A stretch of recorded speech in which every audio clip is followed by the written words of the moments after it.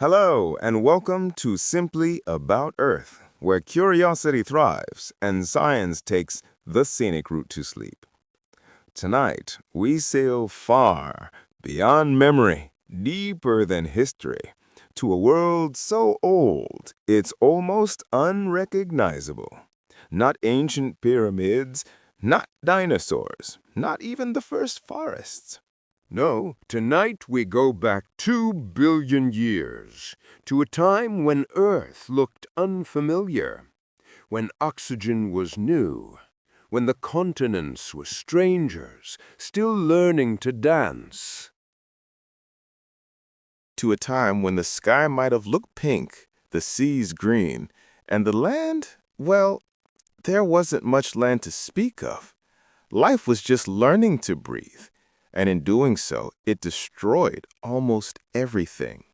But before we dive into the maelstrom of ancient oceans and alien atmospheres, I'm curious, where in the world are you listening from tonight? And if you look at your watch, what time is it? Strange, isn't it? A story of 2 billion years ago. And yet here we are, sharing this quiet little moment across time zones and continents.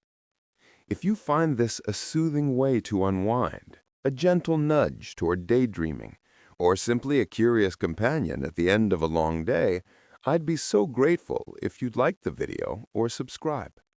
It helps this little circle of stellar science reach others who might also need a moment of peace. Now, I hope this isn't so captivating that it keeps you awake. But if it does, well, at least you'll fall asleep with visions of volcanoes, microbes, and rusty iron skies. So, settle in, slow down, let's begin. Because if you look far enough, past kings and empires, past extinction events and ice ages, you'll find Earth both ancient and alien. About 2 billion years ago, the air was poisoned. The seas teemed with strange bacteria. And yet, something was happening. Planetary transformation was already well underway, so massive that it changed the chemistry of the oceans, the structure of the atmosphere, and the fate of nearly all life. And somehow, some tiny, fragile glimmers of life survived. But how? And what exactly was Earth like back then? Let's find out. Some stories begin with thunder. This one begins with a compass needle. It was a mystery you'd only notice if you were the kind of person who really pays attention to rocks. The kind of person who looks at a rock outcrop and sees a timeline, not just a rock. In the late 20th century, a geologist was wandering through the Canadian Shield, a vast tract of exposed bedrock billions of years old, when something strange caught his eye. He had a standard field compass, the kind that should obediently point north. But near a certain formation, it wavered, twitched, refused to settle. Now, a less curious soul might have written this off as a local anomaly, shrugged, moved on. But scientists are often professional questioners, and the question became, what happened here, deep in the crust, long before the continents looked anything like they do today? This question would echo through labs and universities, bouncing between mineral samples, magnetic studies, and isotopic analyses. And slowly, a picture began to emerge, not just of ancient rocks, but of an ancient world. A world caught in one of the greatest planetary mood swings in Earth's history, a time when life nearly committed suicide by trying something new. It's hard to imagine. 2 billion years ago is so far beyond the human scale that even the imagination begins to spin a little. To put it in perspective, if Earth's history were condensed into a single calendar year, humans wouldn't have emerged until the last hour of December 31st. 2 billion years ago, it would have been around mid-March, when the planet was just beginning to settle into its groove. The crust was thickening. Volcanoes were still raging in ways we don't see today. The moon was a little closer, the days a little shorter. the sun a little dimmer. And yet something was happening deep beneath the shallow seas and iron-rich waters. It wasn't always easy to piece this world together. The evidence was scattered. Clues hidden in the banded iron formations, those striped rocks found on ancient seafloors, where layers of iron and silica alternate like pages in the geological book. Some of these formations were massive, stretching for hundreds of kilometers. For a long time, they were simply there, beautiful, strange, and not entirely understood. But the more geologists dug deeper, the more they realized these bands were more than just rocks. They served as a kind of chronicle, capturing the chemical interactions between the oceans and the atmosphere. And during the period when these bands ceased to form, something fundamental changed. The planet seemed to switch to a different mode.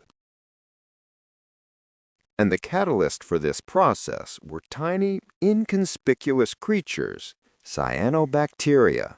They weren't particularly impressive, and they still aren't. They were simply single-celled microorganisms drifting leisurely in coastal waters and absorbing sunlight. But they were destined to become the greatest transformers of Earth that ever existed. You see, these microorganisms had mastered a unique mechanism, something evolution had never attempted before. They could perform photosynthesis, but not the kind that simply metabolizes carbon. This was an enhanced version, capable of splitting water molecules and releasing oxygen as a byproduct. Oxygen sounds like something useful, and eventually it became so. But at that time, it represented a danger, an undesirable, even deadly substance.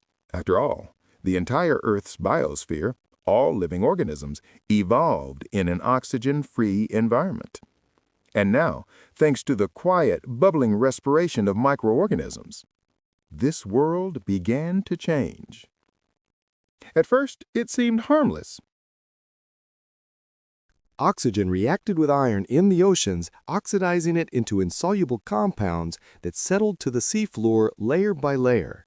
This is how those banded iron formations formed, alternating phases of oxygenation and stagnation. But over time, the iron reserves depleting. The oceans could no longer absorb oxygen, and it began to accumulate in the water, in the air, everywhere. Today, this phenomenon is known as the Great Oxidation. This was not a sudden cataclysm caused by an asteroid impact, a volcanic eruption, or the emergence of a monster from the deep.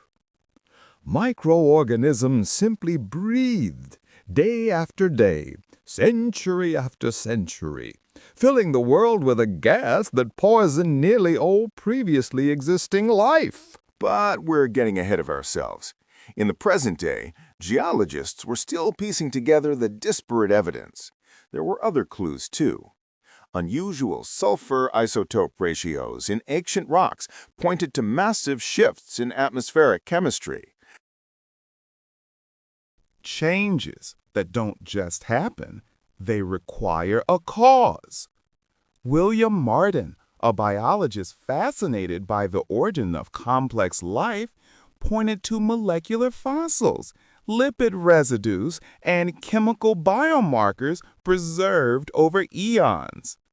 Other scientists, such as Donald Canfield, argued that oxygenation occurred in stages, unevenly, and was more complex than a single event. And each of them was probably right in their own way, because the Earth doesn't flip a switch. It breathes, it pulsates. It changes with a rhythm, and we are still learning to read its history. One of the most astonishing discoveries occurred not in chemistry, but in texture.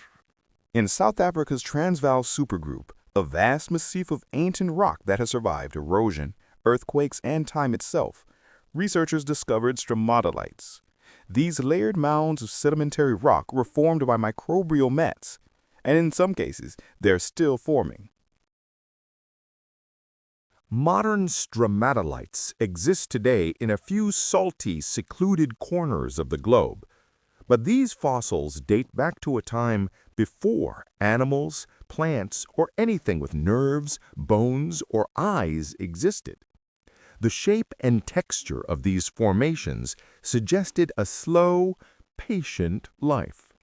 Microorganisms coexisted, building layer upon layer in sunlight, releasing oxygen, unaware that their metabolic waste was rewriting the rules of the planet. And it was here, standing on outcrops half a world away, gazing at rocks older than multicellular life, that modern scientists began to comprehend the scale of what had happened. Not a war, not a catastrophe in the conventional sense, but a shift. A long, slow, planetary sigh. A transformation so complete that it redefined the concept of habitability. For a long time, even telling this story was difficult. Too many gaps, too few records, rocks that have been crushed, metamorphosed, or recycled back into the mantle. But science, like Earth itself, is persistent. And slowly, from sulfur and iron, from texture and isotopes, a picture emerged. 2 billion years ago, Earth was on the cusp of transforming into something new. We're used to thinking of oxygen as the giver of life, but too much oxygen is toxic to the wrong life forms. It burns. It corrodes. It interferes with ancient biochemical pathways, and so the very gas that would one day allow animals to thrive began as a poison.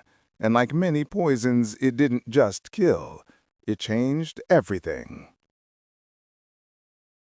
The compass needle, twitching strangely in the Canadian forest, wasn't just reacting to minerals, reacting to ancient scars, records of magnetic shifts associated with atmospheric transformations, moments when the Earth literally changed its mind about how it wanted to rotate, breathe, and maintain equilibrium.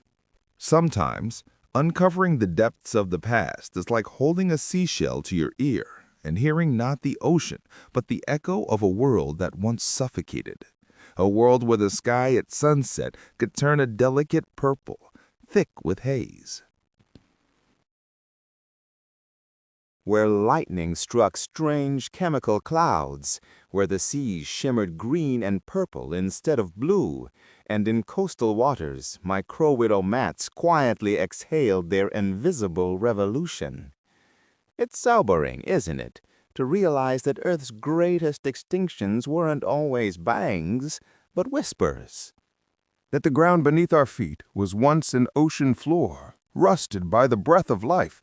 That the atmosphere we take for granted, which we casually inhale before saying hello, was an unimaginable luxury for much of the planet's history. And it all began with a mystery. A needle that refused to point north. A stone that weighed more than it should. A question that wouldn't go away. Because science, at its core, isn't just about answers, it's also about wonder. The kind that follows a twitching compass through billions of years of history. To understand what Earth was like 2 billion years ago, you have to let go of everything familiar. Forget about trees, there were none. No forests, no leaves, no roots to hold the soil, because there was barely any soil. And without plants, there were no flowers, no bees, no birdsong at dawn. The land, scarce as it was mostly barren, harsh, sun-bleached, wind-battered, and shaped more by lava and weather than by life.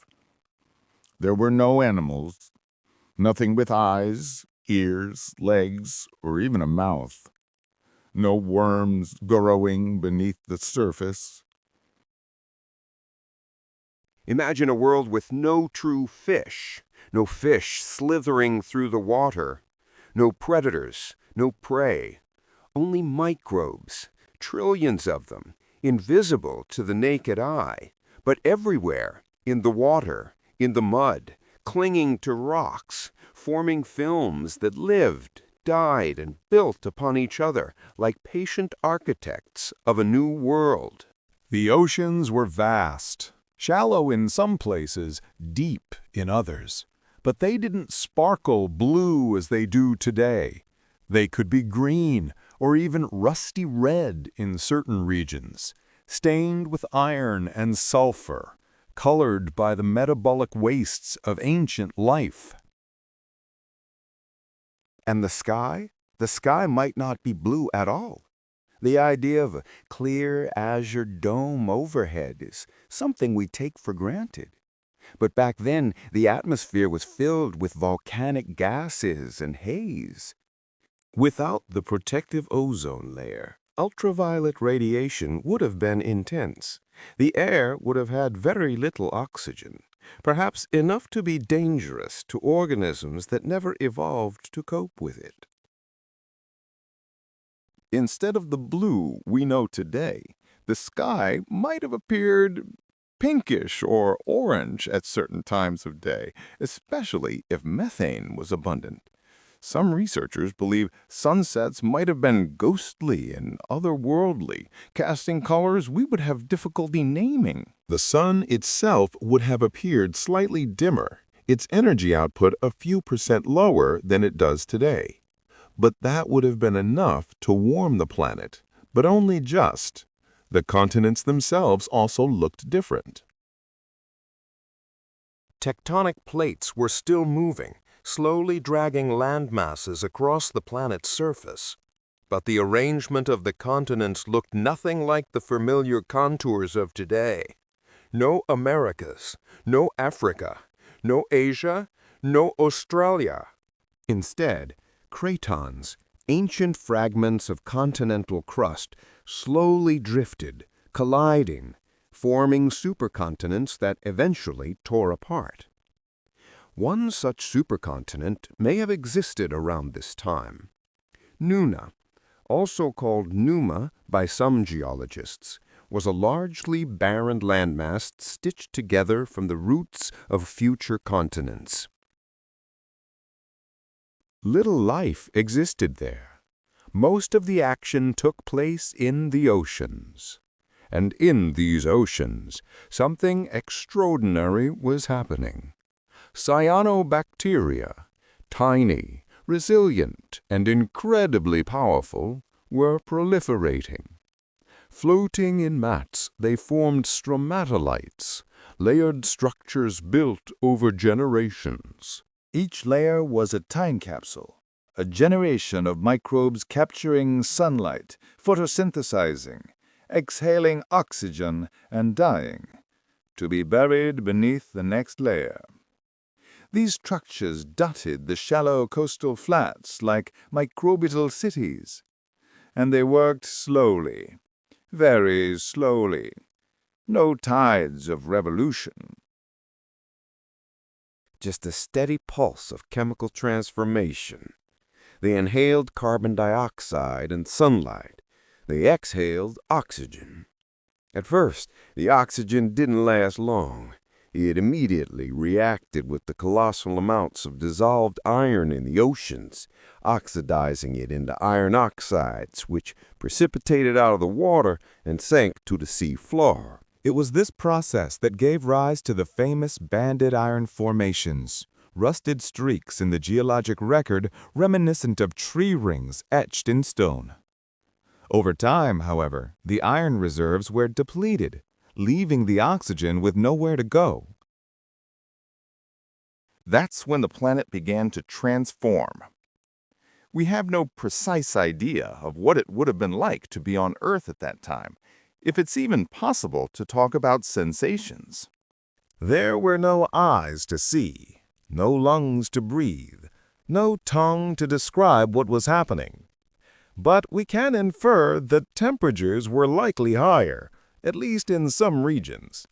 Greenhouse gases like methane and carbon dioxide were abundant, creating a powerful atmospheric blanket. Yet, paradoxically, it's possible that as oxygen concentrations increased, the climate became less stable.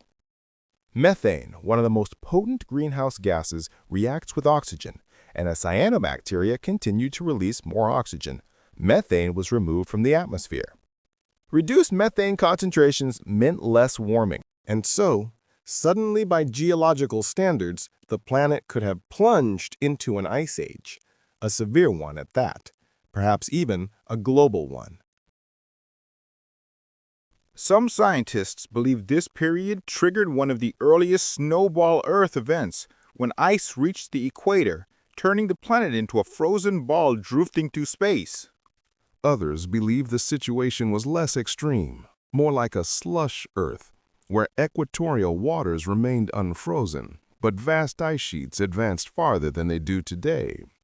Either way, it was a massive shift, and for life, it was catastrophic. Most anaerobic organisms, those that thrived without oxygen, now suffocated in it. Their ancient metabolic processes, honed over billions of years in anoxic conditions, couldn't cope with the new environment. Many were poisoned by the very air. Others starved as food sources disappeared. Imagine a world where your breath is toxic, where your energy source disappears, where the oceans become hostile. That was Earth 2 billion years ago. Not in flames, not in chaos, but quietly transforming in such a way that only a few life forms could survive. And yet, some did. Some bacteria evolved to cope with oxygen, to detoxify it, to utilize it, and even to harness its incredible chemical energy. Oxygen, it turned out, was efficient, far more efficient than the chemical energy systems that had existed before. Thanks to it, life could become larger, more complex, bolder. But not immediately. In those days, life remained simple, primarily prokaryotic, cells without nuclei, no plants, no fungi, no animals, only microbial life, drifting, clinging, spreading. Some began to work together, forming colonies, perhaps even experimenting with cooperation in their own tiny world. However, the revolution of multicellularity occurred hundreds of millions of years before. The oceans were likely stratified, meaning they had distinct chemical layers. The upper layers, exposed to sunlight, were saturated with oxygen. The deeper waters remained anoxic, rich in hydrogen sulfide, methane, and other ancient compounds. If you had a time-traveling submarine and dived, you would pass from breathable water to a realm that smelled like rotten eggs and felt like diving into an alien soup. Some sulfur-producing bacteria, such as purple sulfur bacteria, thrived in this twilight zone, just below the reach of oxygen, just above the lifeless abyss. They could create shimmering, colorful blooms, their pigments tinting the water with strange, iridescent hues, an ancient ocean rainbow invisible to the eye. Above them, the surface shimmered in the weaker sun. There were no coral reefs, no schools of fish darting through kelp beds, only microbial mats gently rocking in the currents. No tides as we know them, no waves crashing against populated shores. Just a quiet world, slowly exhaling, slowly evolving. Geologically, the Earth was restless. Volcanoes were common. Magma rose through the crust, creating new land, releasing gases, stirring the atmosphere. The balance between carbon dioxide, methane, sulfur, and now oxygen was delicate, complex, and constantly shifting. thunderstorms were perhaps more frequent, not because the Earth was angrier, but because the atmosphere was thicker, denser, charged differently. Every lightning strike, a brief, bright rift in the sky, was a reminder that even in this quiet world, power was everywhere. During that period, the Earth rotated slightly faster than it does today. Days were shorter, roughly 18 to 20 hours long. The moon was closer, the tides were higher, and the planet was still recovering from the tumultuous birth of billions of years ago. This was Earth in transition. Not yet the blue pearl we know, but not the hellish molten sphere it once was. It was something in between, raw, quiet, patient, and it was setting the stage for everything that was to come. The Great Oxidation didn't just poison the atmosphere, it laid the foundation for respiration, for complex chemistry, for the future. Oxygen that once killed would one day allow muscles to contract, brains to sparkle, hearts to beat. But that future was still so far away it barely glimmered on the horizon. At that time, Earth was simply becoming itself. We often imagine transformation as noisy, dramatic, explosive. But sometimes the most profound changes happen slowly, imperceptibly, one breath at a time. Such was Earth 2 billion years ago. The atmosphere was thin and dangerous. The land was mostly naked. The oceans were layered, colored, and alive in ways we can barely comprehend. The surface teemed with microbes we would need a microscope to see if we could even survive long enough to hold it steady. There were no eyes to see this world, no songs to mark its passing. But it was real, and it was the beginning of something extraordinary. The planet was learning to breathe. By now, the story seems almost peaceful. A slow-breathing world of microbial mats and quiet chemical changes drifting beneath ancient skies. But this calm is deceptive, because beneath it, something enormous was brewing. The Great Oxidation was not a single explosion. It was more like a rising tide, gradual, persistent, unstoppable. Oxygen began as a trace gas, a background whisper, quickly consumed by the ocean's hungry iron. But eventually, inevitably, it outpaced its invaders. And when it did, it broke free. The accumulation of oxygen in the atmosphere ushered in a biochemical revolution. For billions of years, Earth had been an anoxic planet. Life thrived without oxygen, fermenting, reducing, recycling. But cyanobacteria developed a trick so powerful it would flip the whole scenario. They could harvest sunlight and use its energy to split water molecules. And in doing so, they released oxygen. Free oxygen, a radical new element in the planetary system. At first, this oxygen didn't stick around. It was too reactive. It slammed into iron, sulfur, methane, anything it could come into contact with. The oceans were full of ferric iron, and oxygen clung to it like a magnet, oxidizing it into insoluble rust that rained down to the sea floor. This process continued for millions of years. Oxygen in, rust out, again and again, until the iron was almost gone. And then came the tipping point. Oxygen had nowhere else to go. It began to accumulate in the atmosphere, first in faint traces, then in measurable quantities. And life, at least life as it existed then, was not prepared. Anaerobic organisms, the dominant life forms for 2 billion years, were not just unadapted to oxygen, they were vulnerable to it.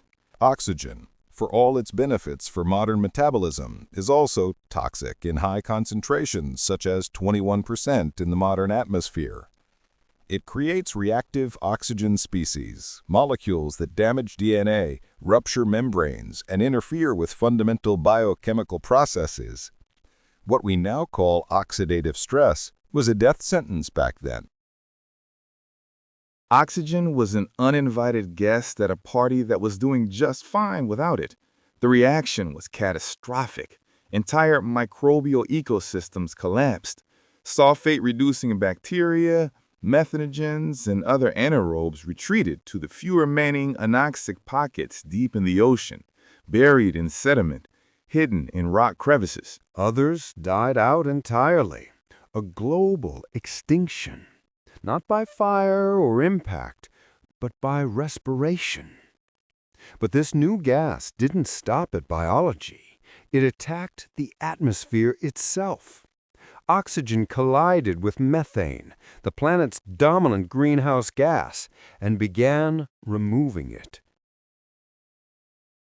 Methane, though only a small component of the atmosphere, was incredibly efficient at trapping heat, far more efficient than carbon dioxide. This is why Earth remained warm despite the sun's weaker output. And now, with methane waning, the planet began to cool. The geological record from this period shows a sharp drop in temperature.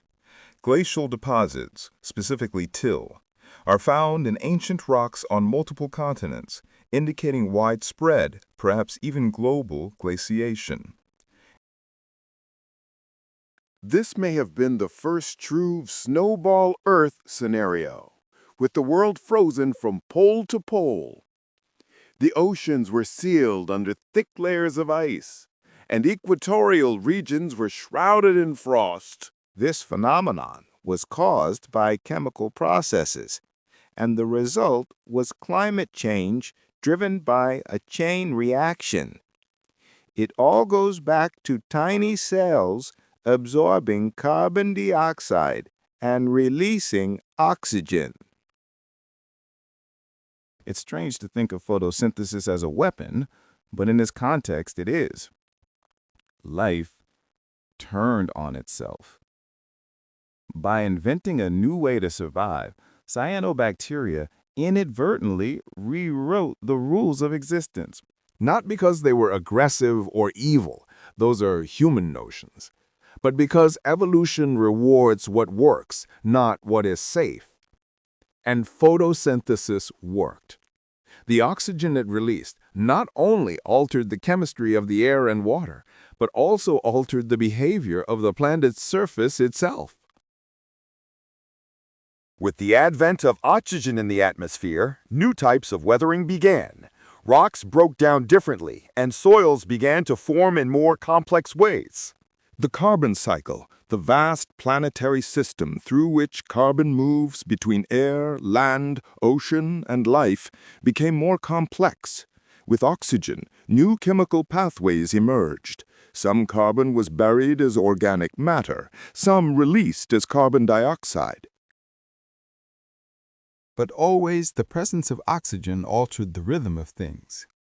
Deep in the ocean, changes were also taking place. The layered structure of water, oxygenated from above and below, began to shift. Nutrient availability shifted. Microbial ecosystems reorganized. Some species adapted, finding ways to detoxify or even utilize oxygen. Others vanished, leaving behind molecular fossils and chemical ghosts. And above all, the sky was changing. Before the Great Oxidation, the atmosphere was saturated with methane and hydrogen sulfide. The air may have had a reddish tint, tinted by organic aerosols. But as oxygen rose and methane fell, the haze dissipated. The sky may have acquired a blue hue for the first time. Not the deep azure of today's skies, but a softer, paler shade. Nevertheless, it marked a turning point. The planet, once suffocated by gases, began to breathe cleanly. Not comfortably, not yet, but differently. And finally, something new emerged. Ozone. Ozone is just 3 oxygen atoms bonded together, but it is vital. It absorbs ultraviolet radiation, protecting life on the surface from harmful rays. Without ozone, the Earth remains hostile. With it, the surface becomes habitable. And although true terrestrial life was still far in the future, the building blocks were now being laid in the stratosphere by the invisible hands of chemistry. The Earth wasn't simply cooling, it was evolving. And all of this, every ice sheet, every dying cell, every change in the atmosphere, all of it was due to the respiration of microbes. Greenland's Isua Greenstone Belt, some of the oldest rocks on Earth, preserves evidence of this transition. Tiny inclusions, carbon isotopes, sulfur signatures, all whisper the same story. Oxygen rose, life suffocated, the world changed. Further south, in South Africa and Western Australia, researchers found similar clues. Redstone deposits oxidized soils dating to this era. Their color is a product of the reaction of iron with free oxygen. On modern Earth, we associate this rusty red hue with deserts or canyons, but back then, it was a sign that the air had changed. Fossils from this time are rare. Life was small, soft-bodied, and reluctant to leave traces. But geochemistry became the new fossil record, and it told a clear story. A tipping point had been reached. The system had flipped. Oxygen had taken over, and it was not going away. What followed was not a smooth progression toward the world we know. There were setbacks, reversals, perhaps even secondary extinctions. Oxygen levels rose, then fell, then rose again. The climate shifted. The biosphere struggled to overcome new challenges. But a long arc of change had begun, and at the core of it all, the same mechanism always remained. Life changes the planet, simply trying to survive. The air was no longer invisible. Not quite. It shimmered with consequences. You couldn't see oxygen accumulating in the atmosphere 2 billion years ago, but the planet felt it. Earth's chemistry had shifted. Its mood had changed. A world that had been chemically predictable for eons suddenly became unstable, reactive, restless. And this restlessness didn't stop at the surface. It moved down into the rocks themselves. Buried in ancient sediments, geologists detected a sharp signal, the so-called sulfur isotope anomaly. For millions of years, sulfur had circulated through the environment according to a specific pattern shaped by volcanic activity and microbial processing. But then, suddenly, this pattern broke. The anomaly disappeared. The sulfur cycle had changed, and the only plausible explanation was rising oxygen levels. It was everywhere, not yet dominant, but pervasive, like a scent that lingered even after a door was closed. And with this rise, strange new feedback loops emerged. Oxygen wasn't just removing methane from the atmosphere, it was also interacting with volcanic gases. Sulfur dioxide, carbon monoxide, hydrogen, all reacted differently in this new oxidizing world. Volcanic eruptions begin to alter the climate in new ways, contributing not only to warmth, but also to cold, depending on the aerosols they released. Clouds formed differently. Rain fell with new chemistry. The water cycle itself shifted subtly, shaped now by an atmosphere that carried traces of ozone, free radicals, and acids. Meanwhile, in the oceans, life continued its quiet rebellion. Cyanobacteria thrived in the upper euphotic zones, those sunlit layers near the surface. But as oxygen accumulated, it began to push downward. The deeper layers of the ocean became unstable. Hydrogen sulfide, once abundant, began to decline. Anoxic zones shrank, new gradients formed. And in these gradients, evolution found new niches. Some microbes developed antioxidant enzymes, superoxide dismutase, catalase, molecules designed to neutralize the damaging effects of oxygen. Others retreated to safer corners of the biosphere. Deep-sea vents, muddy sediments, oxygen-depleted pools, where chemistry hadn't yet caught up. Some, surprisingly, learned to harness the power of oxygen. Not just detoxify it, but utilize it. This was just the beginning, a barely audible whisker of aerobic respiration. The mathematics of it is astounding. Anaerobic processes like fermentation are slow, inefficient, and limited. But aerobic respiration produces far more energy per unit of fuel. With it, life could grow faster, build larger structures, and perform more complex tasks. But this advantage wouldn't be fully realized for hundreds of millions of years. For now, it was merely potential, like a match lying next to dry wood, waiting for a spark. And while all this unfolded in the shallows, the planet's surface continued its slow tectonic ballet. Supercontinents shifted, cratons collided, the Earth's crust thickened in places, forming new mountain ranges. Subduction zones recycled oceanic plates into the mantle, exposing surface materials to intense heat and pressure. And the deep carbon cycle, the one that governs the exchange of carbon between the Earth's surface and its interior, was altered by these new oxygen-rich conditions. Minerals began to behave differently. New ores formed. The very composition of the Earth's crust changed. Even the core may have reacted. Some models suggest that the crystallization of Earth's inner core, solidifying within the liquid outer core, may have been influenced by changes in the planet's overall oxidation state. As above, so below. Even in the deepest parts of the planet, echoes of oxygen could be felt. And through it all, life endured, battered, diminished, stymied, but never completely vanished.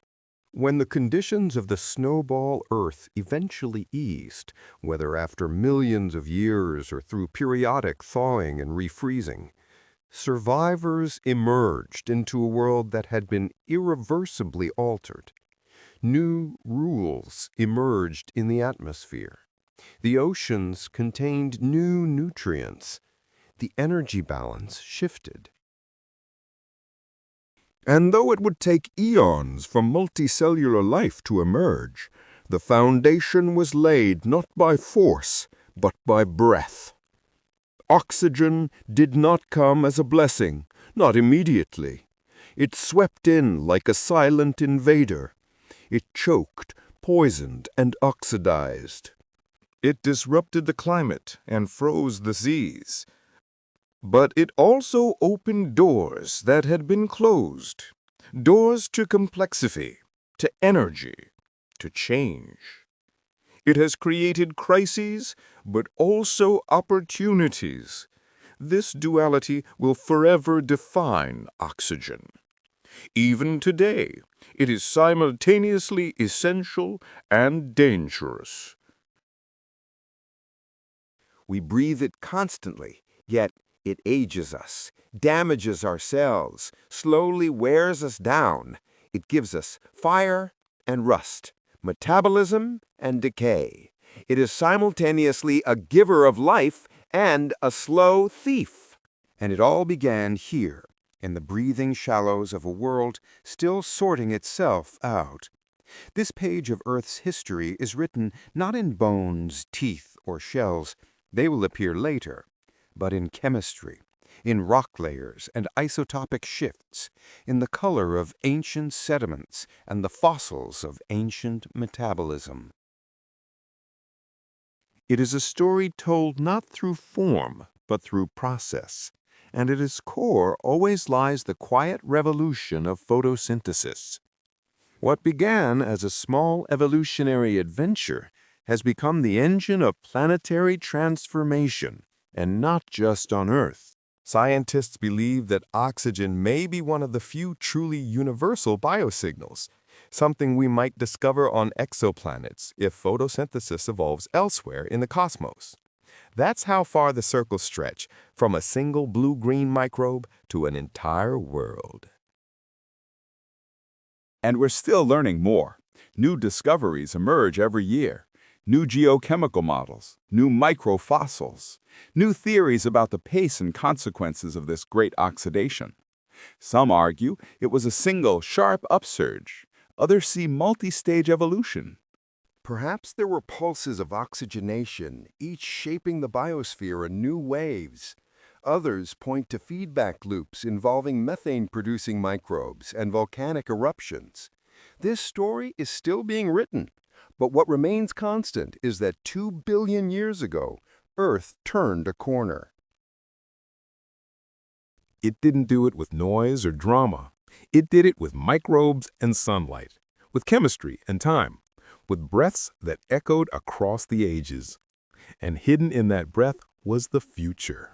Not just the oxygen that would one day fill the lungs of trilobites, dinosaurs, and astronauts, but the promise of what life could become. Resilient, intelligent, and curious enough to dig into ancient rocks and ask, what happened here? When you change the air, you change everything. At first glance, the story seems to end with rising oxygen levels, falling methane levels, and life entering a new regime. But the truth is, that was only the beginning. Because the Great Acidification didn't just change Earth's chemistry, it set off a complex web of consequences that rippled through every layer of the planet, from the crust to the clouds. To imagine the consequences, imagine a quiet world suddenly learning a new language. Every process that was once stable, weather, erosion, the carbon cycle, energy flow, microbial metabolism, now had to adapt to a completely different scenario. And as with any radical redesign, the first drafts were sloppy. Let's start with the oceans. For billions of years, they served as the planet's chemical warehouse. Warm, iron-rich, anoxic, they were busy, full of microbial activity and deeply stratified. But now, as oxygen penetrated the shallows, their vertical structure began to change.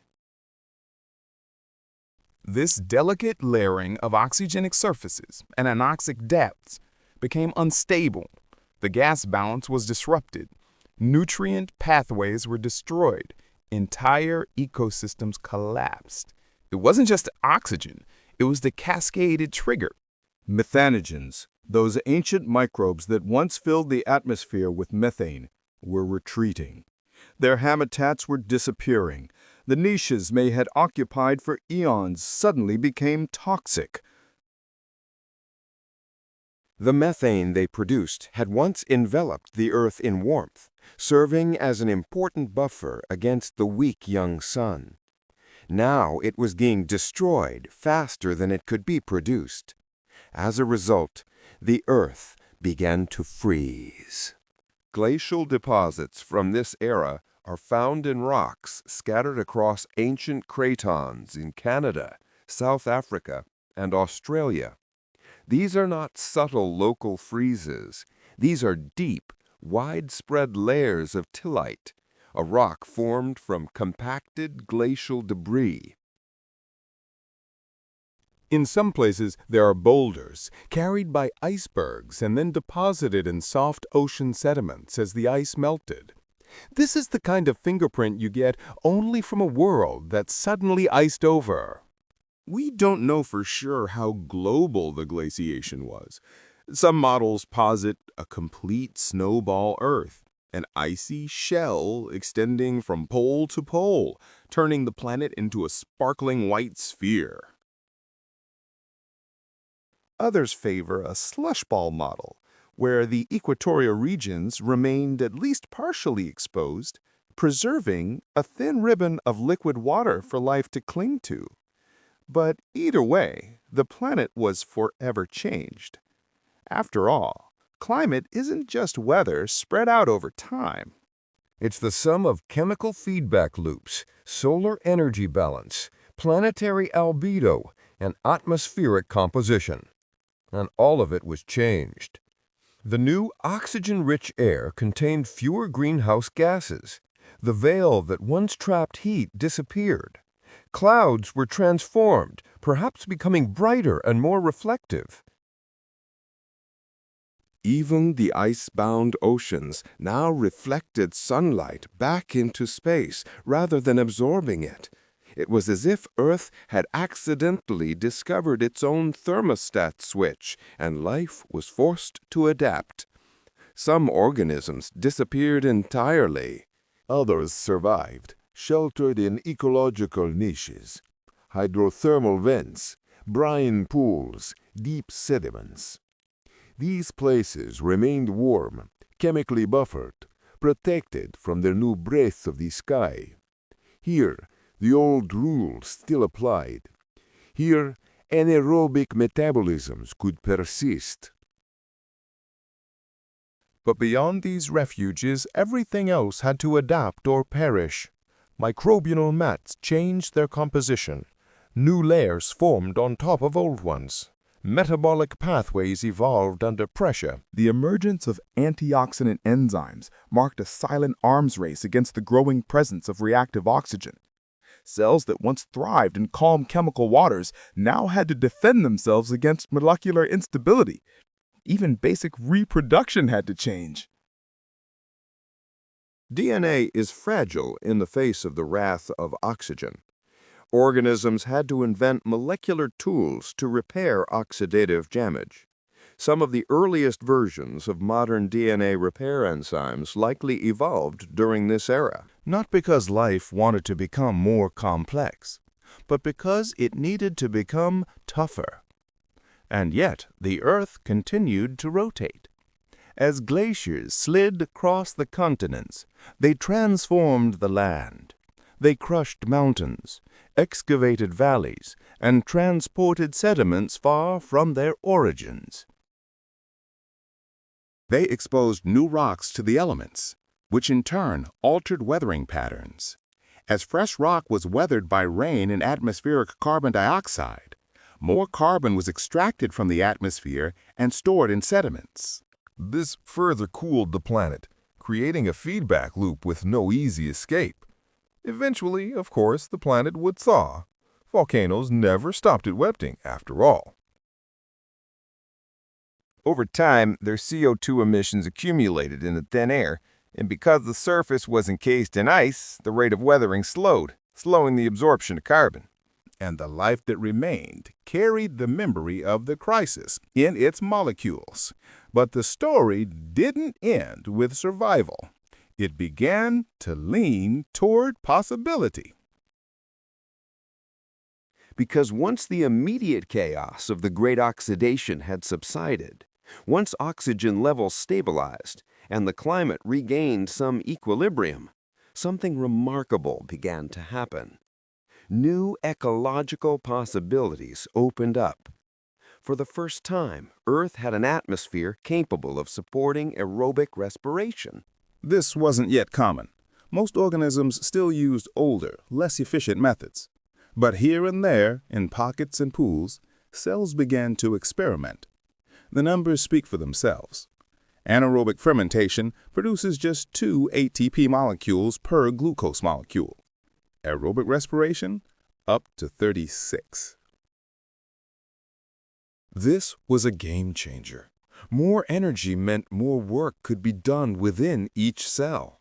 More work meant greater complexity, new structures, new behaviors. It would take time, a long time, hundreds of millions of years before anything resembling multicellular life emerged. But the first domino had already fallen, and oxygen had pushed it forward. However, the Earth was not yet finished changing, because along with these biological changes, geological ones occurred. The oxidation of iron-rich minerals created entire new classes of ore deposits. It's subtle, complex, and debated. But like so many things in Earth science, everything is interconnected. And despite everything, the color of the sky has changed. It's not easy to reconstruct the color of the ancient sky. We can't seal the air of 2 billion years ago. The news editorial team reports, by studying the composition of the atmosphere, including methane, carbon dioxide, nitrogen, and oxygen, scientists can reconstruct how light scattered in ancient times. Before the advent of oxygen, the sky likely had a yellow-orange hue, reminiscent of the hydrocarbon haze on Saturn's moon Titan. However, later, with the formation of the ozone layer and the decline of aerosols, the atmosphere began to scatter shorter wavelengths of light. This is how blue emerged, at first subtle, then increasingly saturated. The sky took on its familiar appearance, but at the time there was no one to see it. There were no eyes, no faces turned heavenward, no minds capable of admiring color. There were only microbes drifting, dividing, and surviving. Billions of years will pass before anyone can look back on this moment and call it what it truly was, a planetary reset. The world, reborn after the cooling, was cautious. Oxygen didn't flood the planet instantly.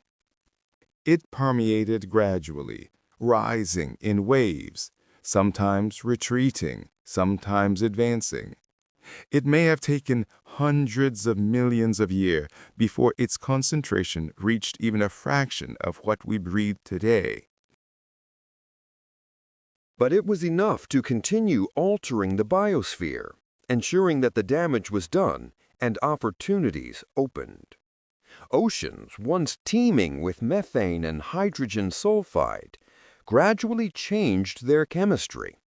Oxygenated waters brought with them new minerals, new solubilities, and new balances. Some regions saw a thriving proliferation of new microorganisms, while others became strangely still, turning from thriving anaxic basins to barren silt. And with the arrival of oxygen, something unusual appeared in the deep sea: phosphorus.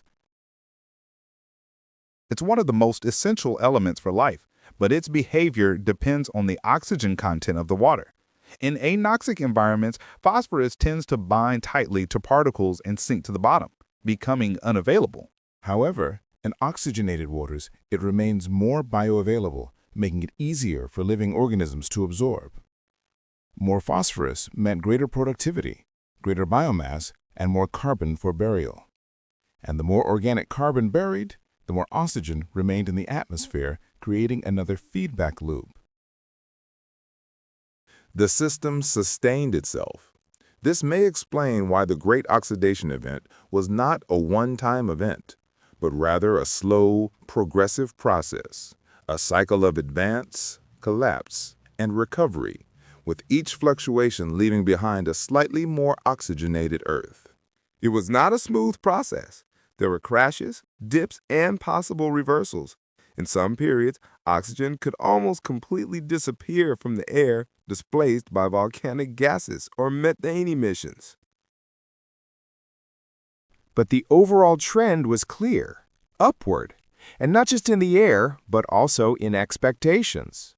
Life sensed a new kind of energy, one that demanded more, but also gave more in return. Deep in the genetic memory of surviving microbes, traces of this revolution can still be found. Genes for resistance to oxidative stress, enzymes that would have been useless in an oxygen-free world. Even the earliest versions of mitochondria, the tiny organelles that would one day power animal cells could have arisen here in this cauldron of oxygen and adaptation. The news editorial continues. It is believed that around this time, one microbe engulfed another, not to consume it, but to borrow its energy. Thus formed a tiny partnership, a host cell and a bacterium capable of handling oxygen. Over time, this bacterium evolved into a mitochondria. It's a familiar origin story. But back then, it was just another risk in a world full of dangers. This risk would eventually lead to the emergence of complex cells, eukaryotes, capable of building tissue, forming organs, and writing poetry. But that was still far in the future. For now, Earth remained microbial, its drama quiet, its actors small. But the stage was set. The consequences of this event were not localized, but reverberated throughout every system. New minerals began to appear in the lithosphere, the rocky shell of the planet. Geologists have recorded a significant increase in mineral diversity after the Great Oxidation event. Before the advent of oxygen, there were less than 1,500 different minerals. Afterward, there were more than 4,000. Why? Because oxygen is reactive. It forms new compounds, binds, breaks down, and recombines. It creates color, variety, and complexity. Even gemstones were born in this new world. Many of the vibrant colors we associate with minerals, reds, greens, blues, are the result of oxidation. Earth's palette expanded simply because the air changed. Ozone continued to accumulate in the atmosphere, and with it came protection. Ultraviolet light, once a deadly force that sterilized any soil it touched, was now filtered more effectively. It's likely that some ultraviolet light did penetrate. The news editorial team presents an analysis of the early stages of Earth's atmospheric formation and their long-term consequences. Early ozone didn't have the same density as today, but it marked the beginning of the habitability of Earth's surface. This was crucial, since without it, life would have been forever confined to the oceans. The cryosphere, the realm of ice, also bore these imprints. Ice ages had occurred before, but those triggered by the rise of oxygen were different. They involved new dynamics, a new tempo, and a new chemistry. Some models suggest that entire glacial cycles changed their frequency after this event, as atmospheric composition played a more complex role in Earth's energy balance.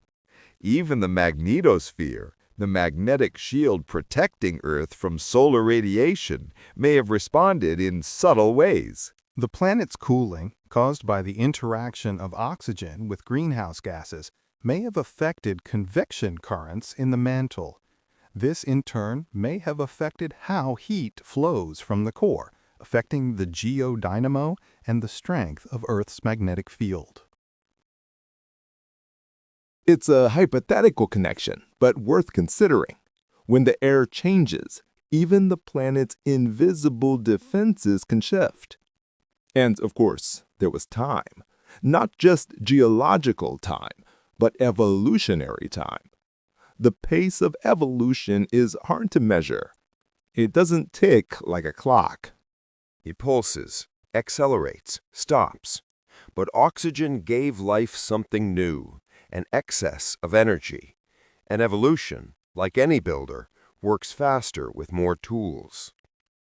It's no coincidence that the earliest fossils of eukaryotic cells, cells with nuclei, mitochondria, and an internal framework, begin to appear after the Great Oxidation.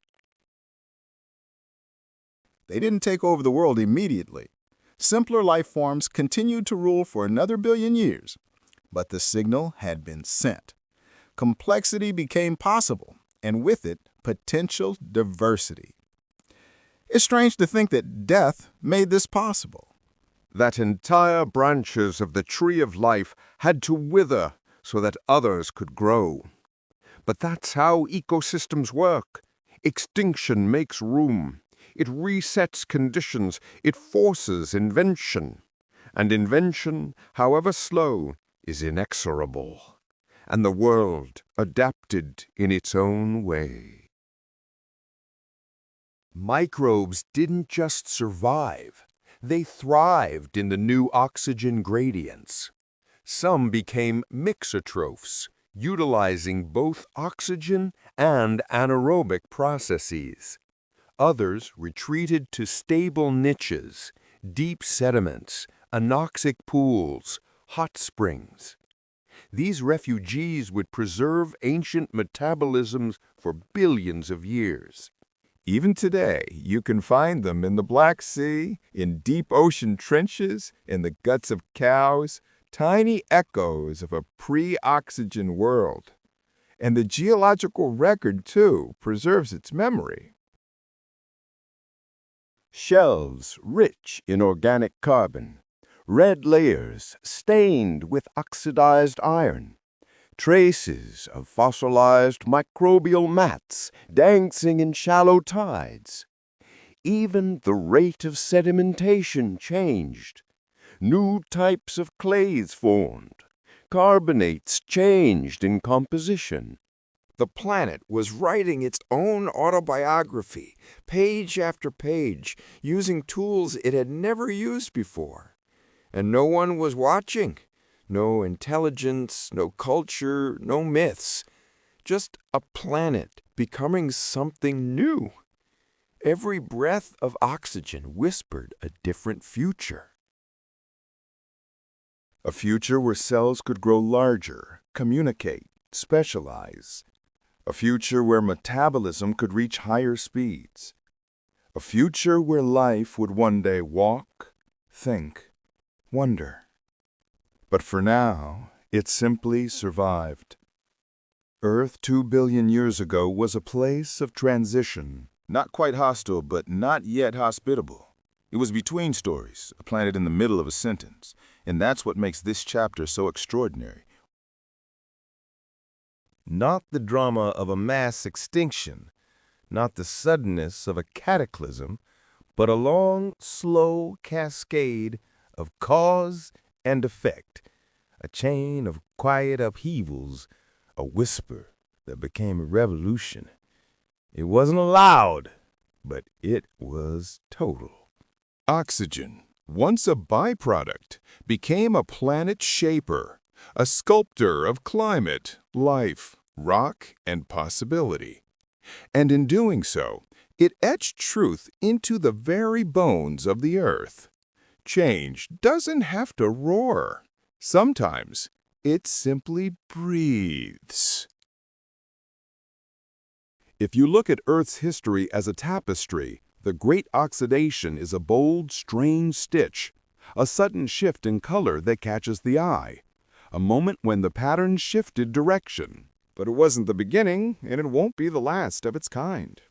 Earth, after all, has always been a restless artist, tearing apart old canvases, applying new paint, rewriting the image again and again. To understand what happened 2 billion years ago, you need to go even further back, to a time before oxygen, before the sun's light was strong, before the crust was fully formed. Earth's first billion years were chaotic, violent, formative. The early stages of Earth's atmospheric formation, particularly the great acidification, had far-reaching consequences for the development of life and the planet as a whole. Although early ozone was less dense than today, it played a crucial role in creating habitable conditions on the Earth's surface. Without the ozone layer, life would have been confined to the oceans, significantly limiting opportunities for evolution and diversity. The cryosphere, the region of ice, also experienced significant changes caused by increased oxygen levels. Ice ages, which had occurred previously, acquired new characteristics, including different dynamics, tempos, and chemical processes. Modeling suggests that the frequency of glacial cycles may have changed due to the more complex role of atmospheric composition in Earth's energy balance. The magnetosphere, which protects the planet from solar radiation, may also have undergone subtle changes. The planet's cooling, caused by the interaction of oxygen with greenhouse gases, could have affected convection processes in the mantle, which in turn could have affected the heat flow from the core and consequently the geodynamo and the strength of the Earth's magnetic field. Although this connection is hypothetical, it deserves attention.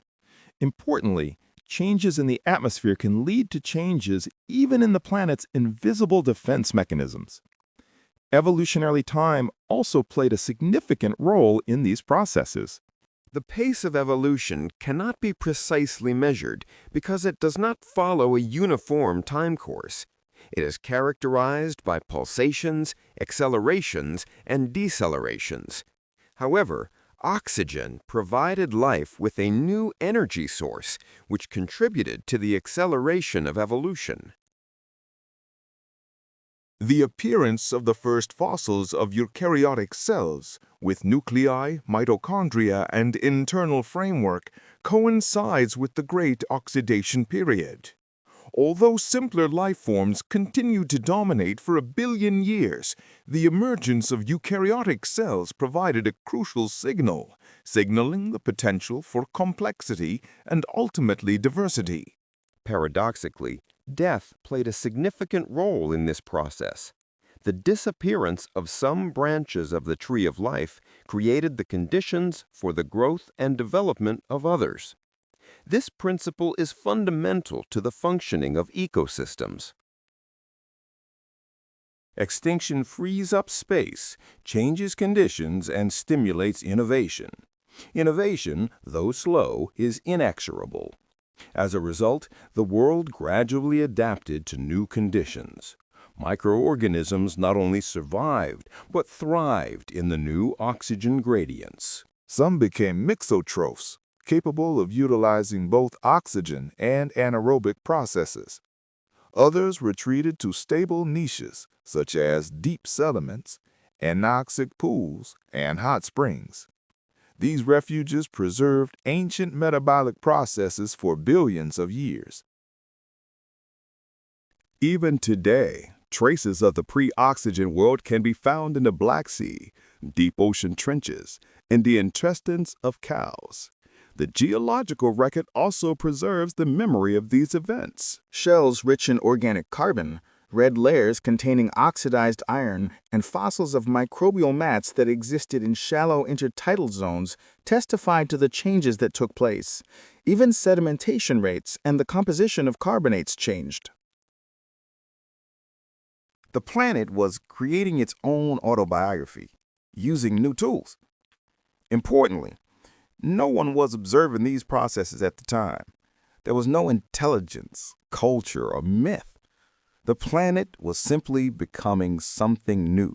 Each breath of oxygen opened up new vistas, creating conditions for cellular growth, communication, and specialization, for accelerated metabolism, and for the emergence of life capable of walking, thinking, and wondering. But for now, life simply continued. Earth 2 billion years ago was in a transitional period between hostility and hospitality. It was a planet in the middle of history. This is precisely what makes this chapter of Earth's history so extraordinary. It's not a dramatic mass extinction or a sudden cataclysm, but a long, slow cascade of cause and effect, a chain of quiet upheavals, a whisper that turned into revolution. This process was not loud, but it was all-encompassing. Oxygen, once a byproduct, began to shape the planet, influencing climate, life, rocks, and possibilities. In doing so, it imprinted a truth on the very fabric of Earth. Change doesn't always have to be loud. Sometimes simply breathing is enough. If we view Earth's history as a tapestry, the Great Oxidation Event is a striking and unusual stitch, a sudden change in color that draws attention. It was the moment when the pattern shifted direction.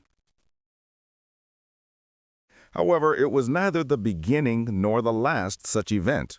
Earth has always been a restless artist, tearing apart old canvases, applying new paint, and rewriting the image again and again. To understand the events of 2 billion years ago, we must go back even further, to an era before oxygen, before strong sunlight, and before the Earth's crust had fully formed. The first billion years of Earth's existence were chaotic, violent, and formative. Early ozone, although less dense than today's, played a key role in creating conditions for life on Earth's surface. Without it, life would likely have remained in the ocean. The cryosphere, or realm of ice, also underwent changes. Ice ages, which had occurred previously, acquired new characteristics under the influence of oxygen, including dynamics, tempos, and chemical processes. Modeling suggests that the frequency of glacial cycles may have changed after this event, as atmospheric composition began to play a more complex role in the planet's energy balance. Even the magnetosphere, which protects Earth from solar radiation, may have responded to these changes. The planet's cooling, caused by the interaction of oxygen with greenhouse gases, may have affected convection in the mantle, which in turn could have affected heat flow from the core and, consequently, the geodynamo and the strength of Earth's magnetic field. While this is just speculation, it is worth considering. Atmospheric changes could have affected even the planet's invisible defense mechanisms. Time also played a significant role, not only geological, but also evolutionary. The pace of evolution is difficult to measure because it does not follow a uniform passage of time. It is characterized by pulsations, accelerations, and decelerations. Oxygen gave life new energy, which accelerated evolution. The first fossils of eukaryotic cells, possessing nuclei, mitochondria, and an internal framework, appeared after the Great Oxidation Event. Although simpler life forms continued to dominate for another billion years, the emergence of eukaryotic cells became an important signal, indicating the possibility of the development of complexity and ultimately diversity.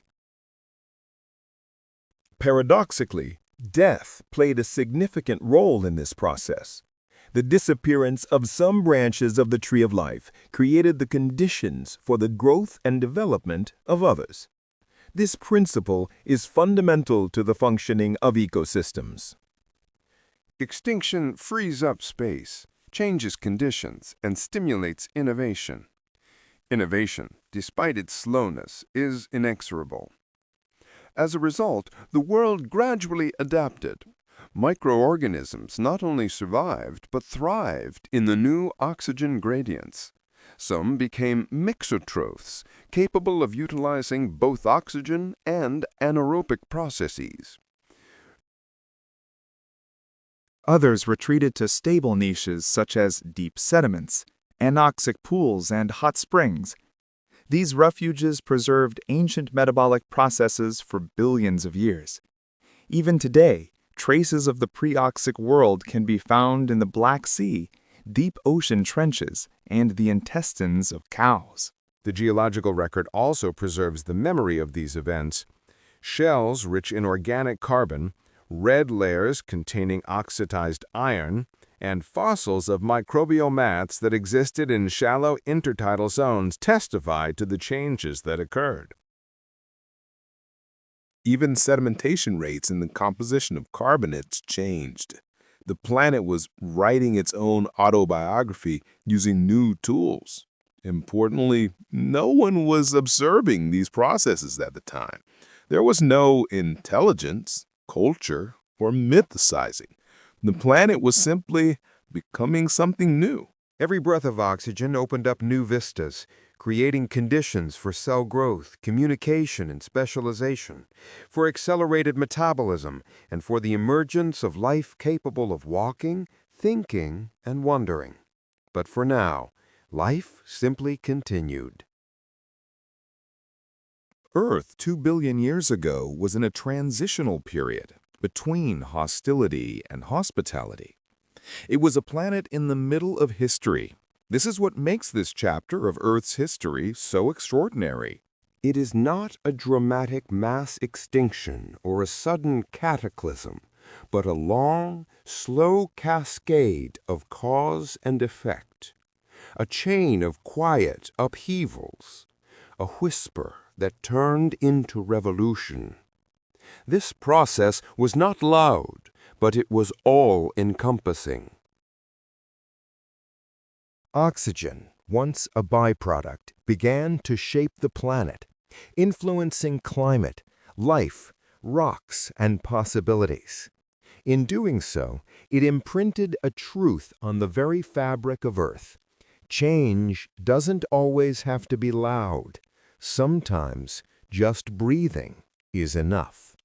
If we view Earth's history as a tapestry, the Great Oxidation Event is a striking and unusual stitch, a sudden shift in color that draws attention.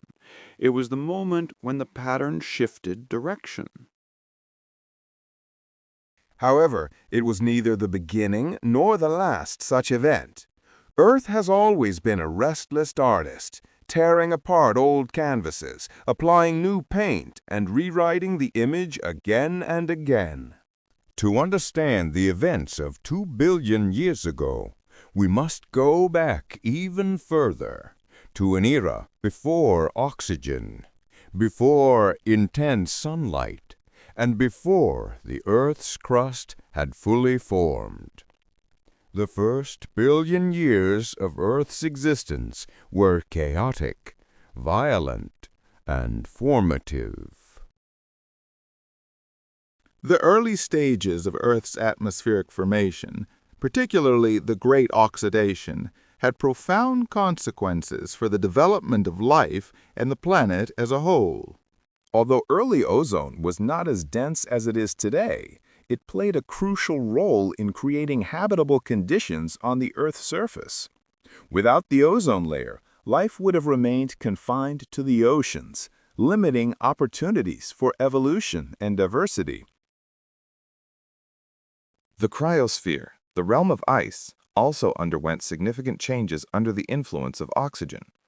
Ice ages, which had occurred previously, acquired new characteristics, including different dynamics, tempos, and chemical processes. Modeling suggests that the frequency of glacial cycles may have changed due to the more complex role of atmospheric composition in Earth's energy balance. The magnetosphere, which protects the planet from solar radiation, may also have undergone subtle changes. The planet's cooling, caused by the interaction of oxygen with greenhouse gases, could have affected convection processes in the mantle, which in turn could have affected the heat flow from the core and, consequently, the geodynamo and the strength of the Earth's magnetic field. Although this connection is hypothetical, it deserves attention. Importantly, changes in the atmosphere can lead to changes even in the planet's invisible defense mechanisms. Evolutionary time also played a significant role in these processes. The pace of evolution cannot be precisely measured because it does not follow a uniform time course. It is characterized by pulsations, accelerations, and decelerations. However, oxygen provided life with a new energy source, which contributed to the acceleration of evolution. The appearance of the first fossils of eukaryotic cells, with nuclei, mitochondria, and an internal framework, coincides with the Great Oxidation period. Although simpler life forms continued to dominate for 1 billion years, the emergence of eukaryotic cells provided a crucial signal, signaling the potential for complexity and, ultimately, diversity. Paradoxically, death played a significant role in this process. The disappearance of some branches of the tree of life created the conditions for the growth and development of others. This principle is fundamental to the functioning of ecosystems. Extinction frees up space, changes conditions, and stimulates innovation. Innovation, though slow, is inexorable. As a result, the world gradually adapted to new conditions. Microorganisms not only survived, but thrived in the new oxygen gradients.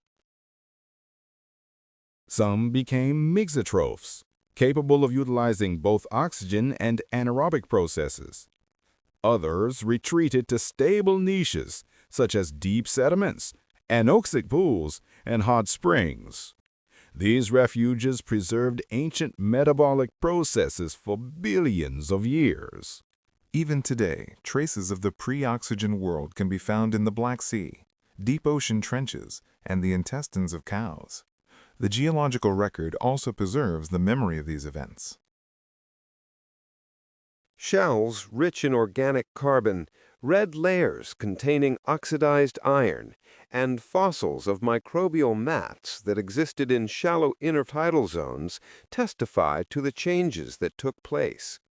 Even sedimentation rates and the composition of carbonates changed. The planet was creating its own autobiography, using new tools. Importantly, no one was observing these processes at the time. There was no intelligence, culture, or myth. The planet was simply becoming something new. Each breath of oxygen opened up new vistas, creating conditions for cellular growth, communication, and specialization, for accelerated metabolism, and for the emergence of life capable of walking, thinking, and wandering. But for now, life simply continued. Earth, 2 billion years ago, was in a transitional period between hostility and hospitality. This was a planet in the middle of history. This is what makes this chapter of Earth's history so extraordinary. It's not a dramatic mass extinction or a sudden cataclysm, but a long, slow cascade of cause and effect, a chain of quiet upheavals, a whisper that became a revolution. This process wasn't loud, but it was all-encompassing. Oxygen, once a byproduct, began to shape the planet, influencing climate, life, rocks, and possibilities. In doing so, it imprinted a truth in the very fabric of Earth. Change doesn't always have to be loud. Sometimes simply breathing is enough. If Earth's history is viewed as a tapestry, the Great Oxidation is a striking and unusual stitch, a sudden change in color that draws attention. It was the moment when the pattern shifted direction. However, it was neither the beginning nor the last such event. Earth has always been a restless artist, tearing apart old canvases, applying new paints, and rewriting the image again and again. To understand the events of 2 billion years ago, we must go even further back in time, to an era before oxygen, before strong sunlight, and before the Earth crust had fully formed. The first billion years of Earth's existence were chaotic, violent, and formative. The early stages of the formation of Earth's atmosphere, particularly the Great Oxidation, had far-reaching consequences for the development of life and the planet as a whole. Although early ozone was less dense than today, it played a crucial role in creating habitable conditions on the Earth's surface. Without the ozone layer, life would be confined to the oceans, significantly limiting opportunities for evolution and diversity. The cryosphere, the realm of ice, also experienced significant changes caused by increased oxygen levels. Ice ages, which had occurred before, acquired new characteristics, including different dynamics, tempos, and chemical processes. Modeling suggests that the frequency of glacial cycles may have changed due to a more complex role of atmospheric composition in Earth's energy balance. The magnetosphere, which protects the planet from solar radiation, may also have undergone subtle changes. Planetary cooling, caused by the interaction of oxygen with greenhouse gases, may have affected convection processes in the mantle, which in turn could have affected the heat flow from the core and, consequently, the geodynamo and the strength of Earth's magnetic field. Although this connection is hypothetical, it deserves attention. Importantly, atmospheric changes can lead to changes even in the planet's invisible defense mechanisms. Evolutionary time also played a significant role in these processes. The pace of evolution is difficult to measure precisely because it does not follow a uniform time course. It is characterized by pulsations, accelerations, and decelerations. However, oxygen provided life with a new energy source, which contributed to the acceleration of evolution. The appearance of the first fossilized eukaryotic cells, complete with nuclei, mitochondria, and an internal framework, coincides with the Great Oxidation event. Although simpler life forms continued to dominate for 1 billion years, the emergence of eukaryotic cells was a crucial signal, indicating the potential for complexity and, ultimately, diversity. Paradoxically, death played a significant role in this process. The disappearance of some branches of the tree of life created the conditions for the growth and development of others. This principle is fundamental to the functioning of ecosystems. Extinction frees up space, changes conditions, and stimulates innovation. Innovation, though slow, is inexorable. As a result, the world gradually adapted to the new conditions. Microorganisms not only survived but thrived in the new oxygen gradients. Some became mixotrophs, capable of utilizing both oxygen and anaerobic processes. Others retreated to stable niches, such as deep sediments, anoxic pools, and hot springs. These refuges preserved ancient metabolic processes for billions of years. Even today, traces of the pre-oxic world can be found in the Black Sea, deep ocean trenches, and the intestines of cows. The geological record also preserves the memory of these events. Shells rich in organic carbon, red layers containing oxidized iron, and fossils of microbial mats that existed in shallow intertidal zones testify to the changes that occurred.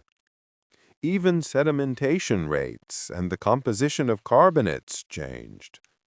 The planet was creating its own autobiography using new tools. Importantly, no one was observing these processes at the time. There was no intelligence, culture, or myth. The planet was simply becoming something new. Every breath of oxygen opened up new vistas, creating conditions for cellular growth, communication, and specialization, for accelerated metabolism, and for the emergence of life capable of walking, thinking, and wondering. But for now, life simply continued to exist. 2 billion years ago, Earth was in a transitional period between hostility and hospitality.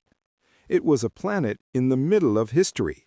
This is what makes this chapter of Earth's history so extraordinary. It's not a dramatic mass extinction or a sudden cataclysm, but a long, slow cascade of cause and effect, a chain of quiet upheavals, a whisper that became a revolution. This process wasn't loud, but it was all-encompassing. Oxygen, once a byproduct, began to shape the planet, influencing climate, life, rocks, and possibilities. In doing so, it etched a truth into the very fabric of Earth. Change doesn't always have to be loud. Sometimes, simply breathing is enough. If Earth's history is viewed as a tapestry, the Great Oxidation is a striking and unusual stitch, a sudden change in color that draws attention. It was the moment when the pattern shifted direction. However, this was neither the beginning nor the last such event. Earth has always been a restless artist, tearing apart old canvases, applying new paints, and rewriting the image again and again. To understand the events of 2 billion years ago, we must go even further back in time, to an era before oxygen, before strong sunlight, and before the complete formation of the Earth's crust. The first billion years of Earth's existence were chaotic, violent, and formative. The news editorial team presents an analysis of the early stages of Earth's atmospheric formation and their long-term consequences. Early ozone did not have the same density as today, but it marked the beginning of the habitability of Earth's surface. This was crucial, since without it, life would have been forever confined to the oceans. The cryosphere, the realm of ice, also bore these imprints. Ice ages had occurred before, but those triggered by the rise of oxygen were different. They involved new dynamics, a new tempo, and a new chemistry. Some models suggest that entire glacial cycles changed their frequency after this event, as atmospheric composition played a more complex role in Earth's energy balance. Even the magnetosphere, the magnetic shield protecting Earth from solar radiation, may have responded in subtle ways. The cooling of the planet, caused by the interaction of oxygen with greenhouse gases, may have affected convection currents in the mantle. This, in turn, could have affected how heat flows from the core, affecting the geodynamo and the strength of Earth's magnetic field. It's a hypothetical connection, but worth considering. When the air changes, even the planet's invisible defenses can shift. And of course, there was time, not just geological time, but evolutionary time. The pace of evolution is difficult to measure.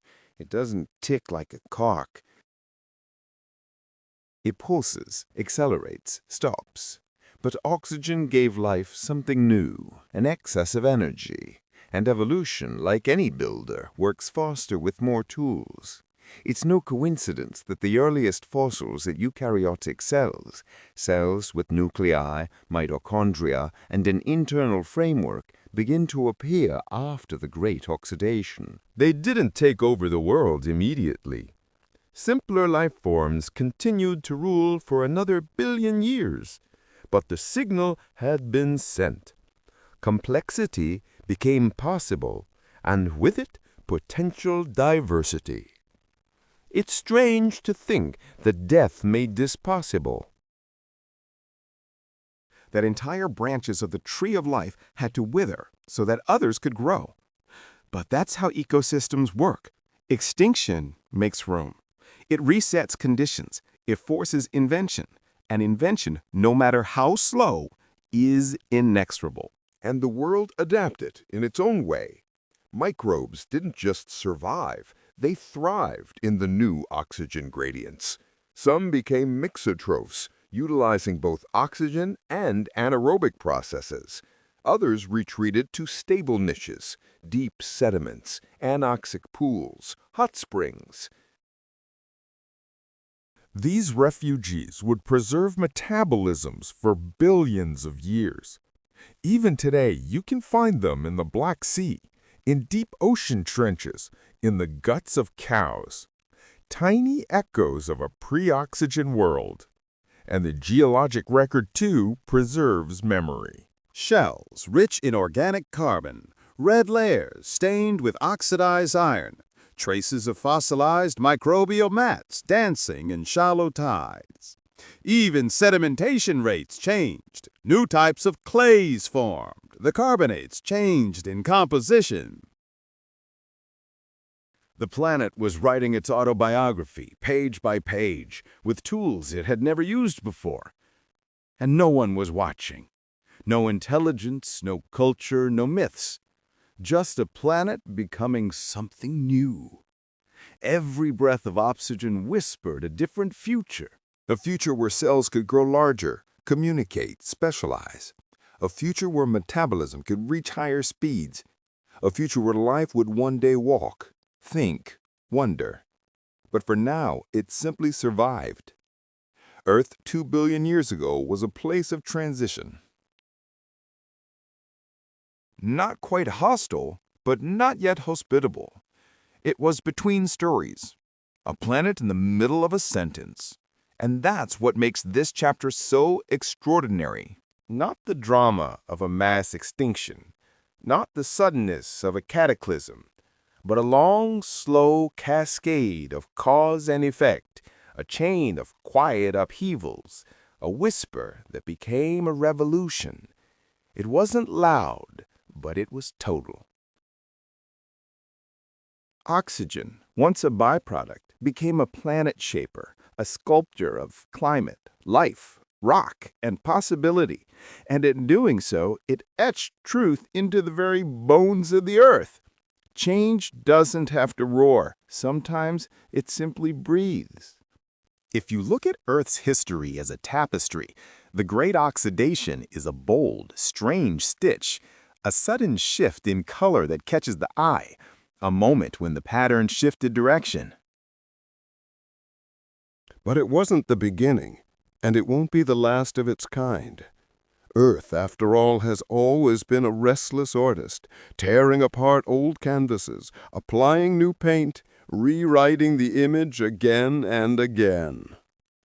To understand what happened 2 billion years ago, you need to go even further back, to a time before oxygen, before the sun's light was strong, before the crust was fully formed.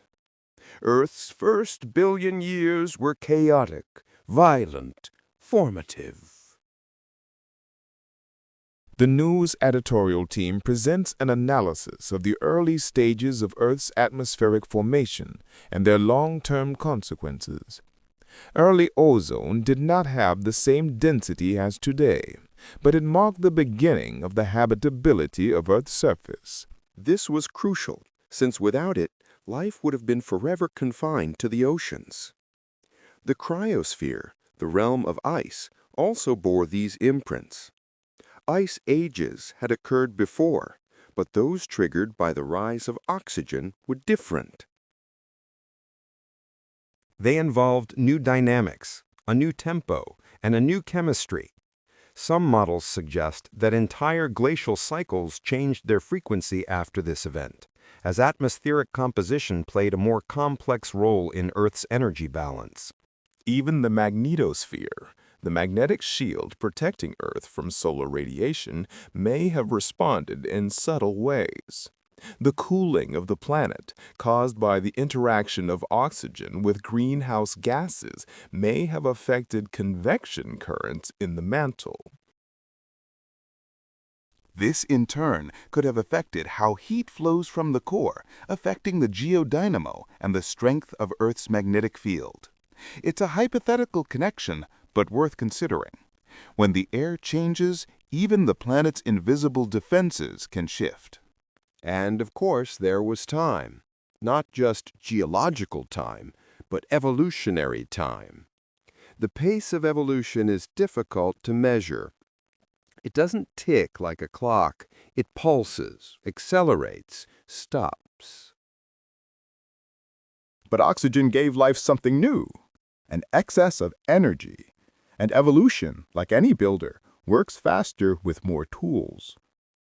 It's no coincidence that the earliest fossils of eukaryotic cells, cells with nuclei, mitochondria, and an internal framework, begin to appear after the Great Oxidation. They didn't take over the world immediately. Simpler life forms continued to rule for another billion years. But the signal had been sent. Complexity became possible, and with it, potential diversity. It's strange to think that death made this possible.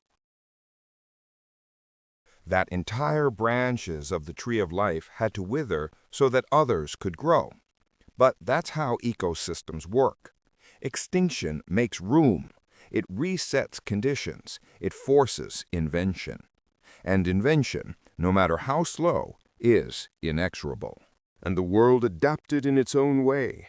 Microbes didn't just survive, they thrived in the new oxygen gradients. Some became mixotrophs, utilizing both oxygen and anaerobic processes. Others retreated to stable niches, deep sediments, anoxic pools, hot springs. These refugees would preserve ancient metabolisms for billions of years. This period is known as the Hadean and Archean eons, a time when the planet was molten, the sky was filled with volcanic gases, and the oceans condensed from steam for the first time. There were no continents yet, only shifting protocontinental islands bobbing in the global sea. Life as we know it had not yet emerged or was just beginning, timidly lurking in hydrothermal vents or warm mineral-rich pools. And yet, even then, the seeds of the future were being sown. Microbial life may have arisen as early as 3.28 billion to 4 billion years ago. Simple, single-celled, created by chemistry and chance. We don't know exactly how life began, whether it was sparked by lightning, catalyzed by minerals, or carried by a comet. But by 3.5 billion years ago, it had left traces. Stromatolites from Western Australia and South Africa stand as fossilized monuments to these early organisms, microbial mats that built layer upon layer in warm, shallow waters. These were anaerobes, these pioneers, thriving without oxygen, relying instead on sulfur, hydrogen, and methane. They built complex metabolisms in a world that would be completely toxic to us. And for over 1 billion years, they were the only show in town. This was Earth's first stability, a microbial empire in a chemically rich, oxygen-poor world. But like all stability, it carried the potential for change. Photosynthesis didn't emerge overnight. It was likely preceded by simpler forms and oxygenic photosynthesis, where light was used to drive reactions that didn't produce oxygen. Green and purple sulfur bacteria still perform this type of photosynthesis today. But at some point, perhaps around 2.7 billion years ago, cyanobacteria developed a full-blown version. One that split water. One that breathed oxygen. And from that moment on, the clock began ticking. The Great Oxidation, around 2.4 billion years ago, wasn't an isolated explosion. It was the result of a long fuse, hundreds of millions of years of quiet accumulation, chemical buffering, and biological push and pull. It was preceded by whispers, false starts, and partial oxygenations. Perhaps it flared once, receded, and then surged again. And what followed was no peace. Earth has experienced at least 5 major mass extinction events and many smaller ones. The Great Oxidation Event was one of the earliest, and its death toll rivals any that followed. But unlike an asteroid or a supervolcano, it was caused by life itself. This is a theme that will recur. Fast forward 1 billion years, and you'll find another Great Oxidation Event, sometimes called the Neoproterozoic Oxidation Event. This second gasp occurred roughly 800 to 600 million years ago and may have finally pushed oxygen levels to what we experience today. It coincided with the rise of multicellular organisms, including some of the first animals, soft-bodied, strange, and unlike anything living today. And, as before, oxygen seems to have played the role of both savior and executioner. Some lineages flourished, others vanished. The balance of ecosystems was rebalanced. Complexity blossomed, not smoothly, but in bursts. This pattern will repeat itself throughout Earth's history. The Cambrian explosion, some 541 million years ago, marked a sudden, astonishing diversification of life. New body plans, new organs, new senses, eyes, jaws, nervous systems. It was as if life, given enough oxygen and time, suddenly learned to build anything. But just over 100 million years later, the Ordovician-Silurian extinction occurred. Then came the late Devonian extinction, the Permian-Triassic extinction, the Triassic-Jurassic extinction, and the famous asteroid strike at the end of the Cretaceous that ended the age of dinosaurs. Each extinction had its own cause: volcanism, climate change, an asteroid impact, an oceanic extinction. But many shared a common thread: disruption of the carbon and oxygen cycles.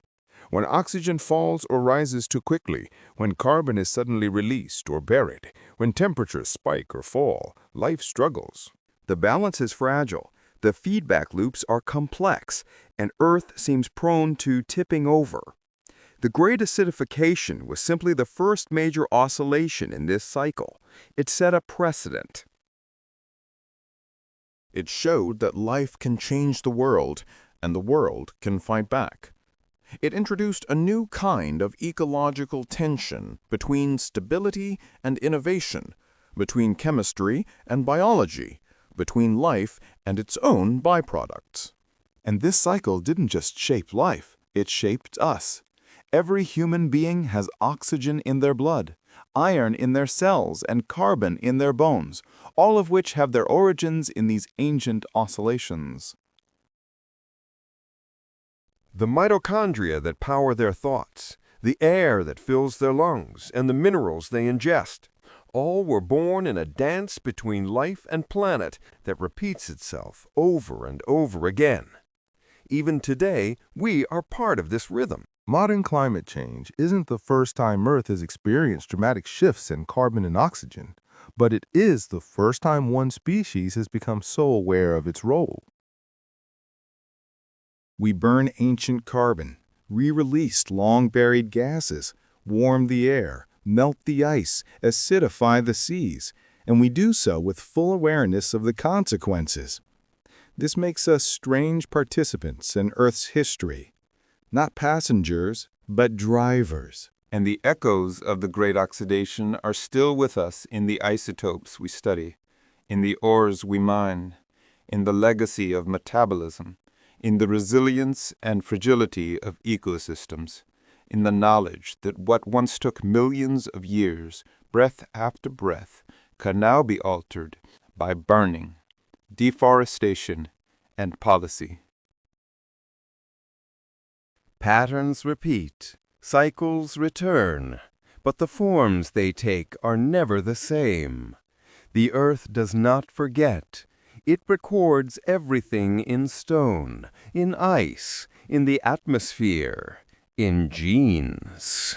The banded iron formations that once signaled the first oxygenation still lie beneath our feet, mined for steel, admired for their beauty, and studied for their strange layers of rust.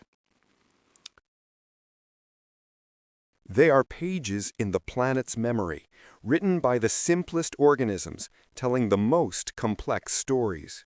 And within this story, there are other impulses, other experiments. There is the paradox of the faint young sun, the mystery of how the early Earth remained warm despite a weaker sun. The solution, it turned out, lay in greenhouse gases, methane and carbon dioxide, balanced by life and weathering. When this balance was disrupted, ice advanced. When the ice retreated, oxygen rose. When oxygen rose, life changed. There is the burial of organic carbon, how it allowed oxygen to accumulate. There is the sulfur cycle, the nitrogen cycle, the role of trace elements in enzyme function, the invention of sex, the rise of predation, the evolution of complex multicellularity, all part of the same mosaic. Each event is a layer, each layer a step, not toward a goal, but toward possibility. This is what Earth does. She experiments. She destroys and builds. She cycles. She remembers. And life, in all its forms, adapts. From the first breath of oxygen to the first breath taken by lungs, from the rusting of the oceans to the rust in our blood, from the slow freezing of the ancient world to the melting of glaciers under modern skies. We are not separate from these cycles. We are made of them. And when we study them, we are not simply peering into the past, we are looking in a mirror. We often think of deep time as something unattainable, something vast and impersonal, written in stone and silence. But every now and then, it speaks. And when it does not happen through thunder or fire, but through people. Curious, persistent people.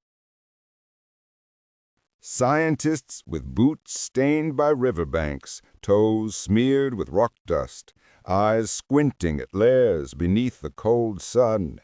They're interpreters of the Earth's memory, and their stories are part of it. The story of the Great Oxidation didn't begin in a laboratory or a textbook. It began in the field, among cliffs and canyons, outcrops and cores, in places where the past isn't an idea, but something you can touch. In the 1920s, a geologist named Lawrence L. Slott was studying the sedimentary layers of the Midwestern United States. What he noticed, though he didn't yet have the full context, was that these layers weren't random. They had patterns, sequences, rhythms. His work laid the foundation for what would become sequence stratigraphy, the study of how layers of sedimentary rock reflect ancient environments and sea level changes. It wasn't just about oxygen yet, but about listening to the planet's buried rhythms. Elsewhere, in South Africa, geologists were puzzled by something else. Banded iron formations, those striking layered rocks of red and gray, were appearing all over Cape Walrathan, one of the oldest stretches of Earth's continental crust. The bands were consistent, repeating, beautiful. At first, they were just a curiosity, but soon became a puzzle. Why did they stop forming around 1.8 billion years ago? What changed in the oceans to cause this process to stop so suddenly?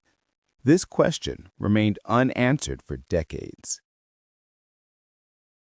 The oxygen circulating in your blood, the iron that forms the foundation of your cells, and the carbon that forms your bones all originate from these ancient vibrations. The mitochondria that fuel your thoughts, the air that fills your lungs, and the minerals you get from your food, all are born in a dance between life and the planet, repeating itself over and over again. Even today, we are part of this rhythm. Modern climate change is not the first time Earth has encountered dramatic shifts in carbon and oxygen levels, but it is the first time one species has been so aware of its role. We burn ancient carbon, release gases buried for eons, warm the air, melt ice, acidify the oceans, and all with full awareness of the consequences. This makes us unique participants in Earth's history, not just passengers, but drivers. And the echoes of the Great Oxidation are still felt in the isotopes we study, the ores we mine, the metabolic legacy, the resilience and fragility of ecosystems, and the awareness that processes that took millions of years can be altered with every breath by burning, deforestation, and political decisions. Patterns repeat, cycles return, but the forms they take are never identical. The Earth forgets nothing. It records everything in stone, in ice, in the atmosphere, in genes. The banded iron formations that once signaled the beginning of the oxygen revolution still lie beneath our feet, mined for steel, admired for their beauty, and studied for their unusual rust-colored layers. They represent pages in the planet's memory, written by the simplest organisms but telling the most complex stories. And within this story, there are other impulses, other experiments. There's the paradox of the faint young sun, the mystery of how early Earth retained heat despite a weaker sun. The solution, it turns out, was greenhouse gases, methane and carbon dioxide, balanced by life and weathering. When this balance was disrupted, an ice age ensued. As the ice retreated, oxygen levels soared. As oxygen levels soared, life evolved. There's also the burial of organic carbon, which allowed oxygen to accumulate.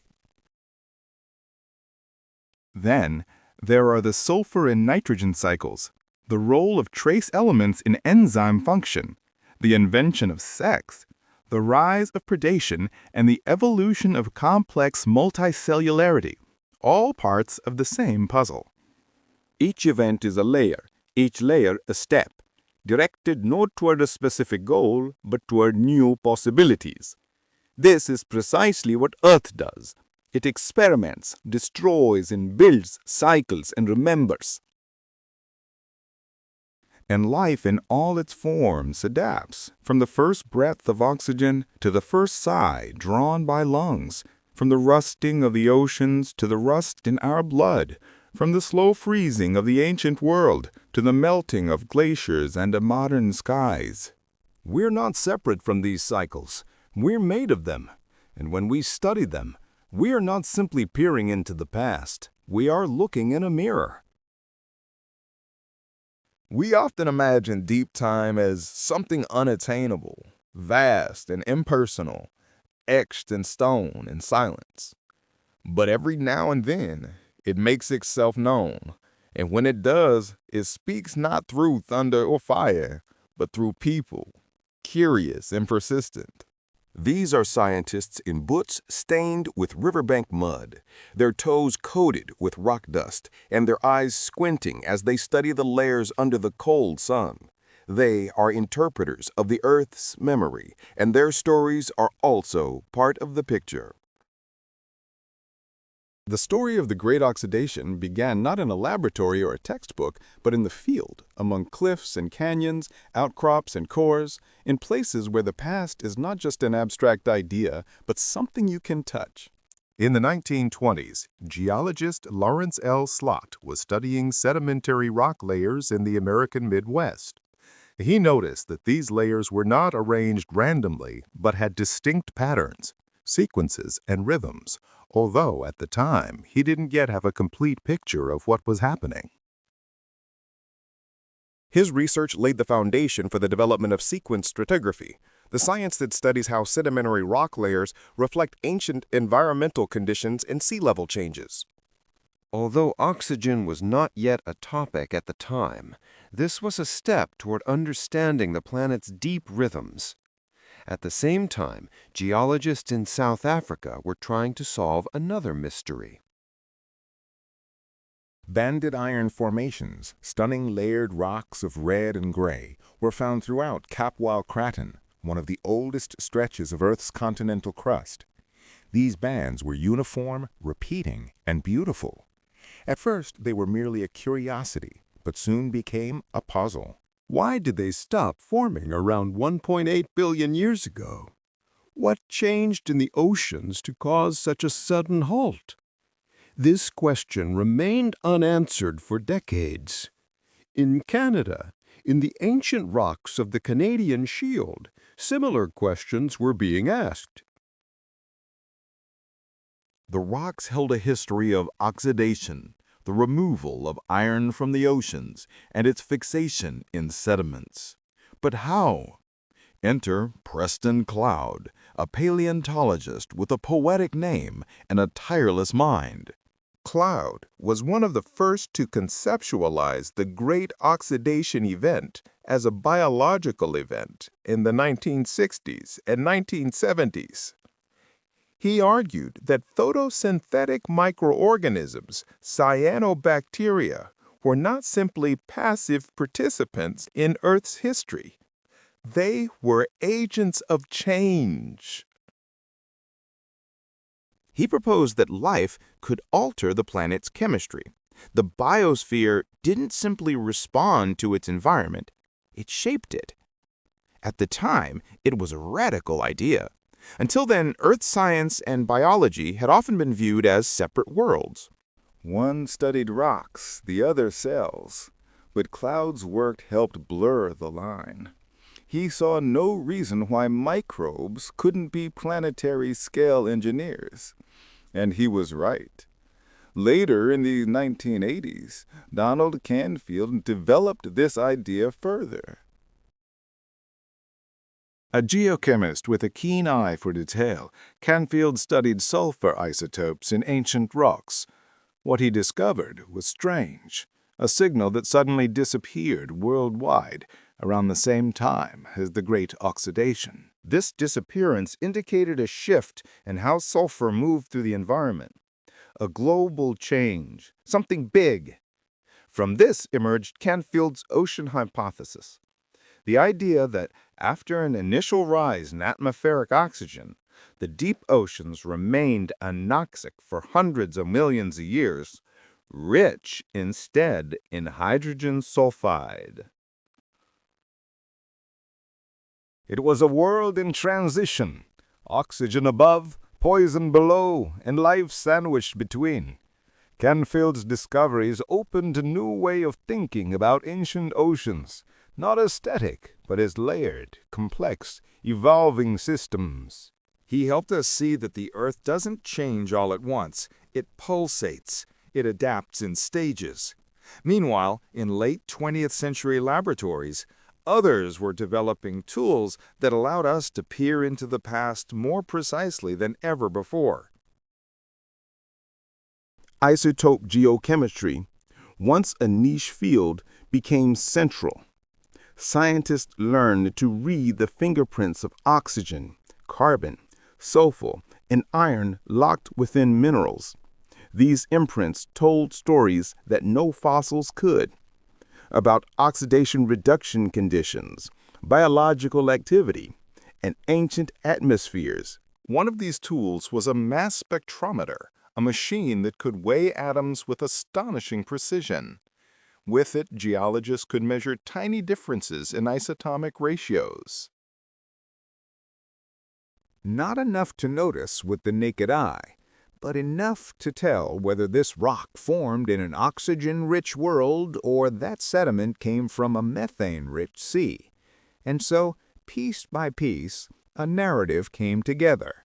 It wasn't just a matter of when oxygen rose. It was a matter of how, where, why, and most importantly, what it did.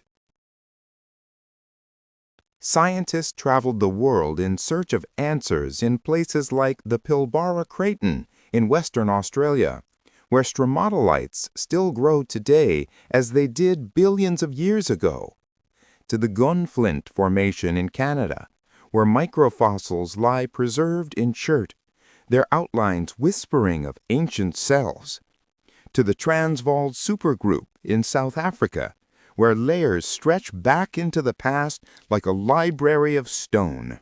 In the 1990s and early 2001, new techniques like UPB radiometric dating added even greater resolution.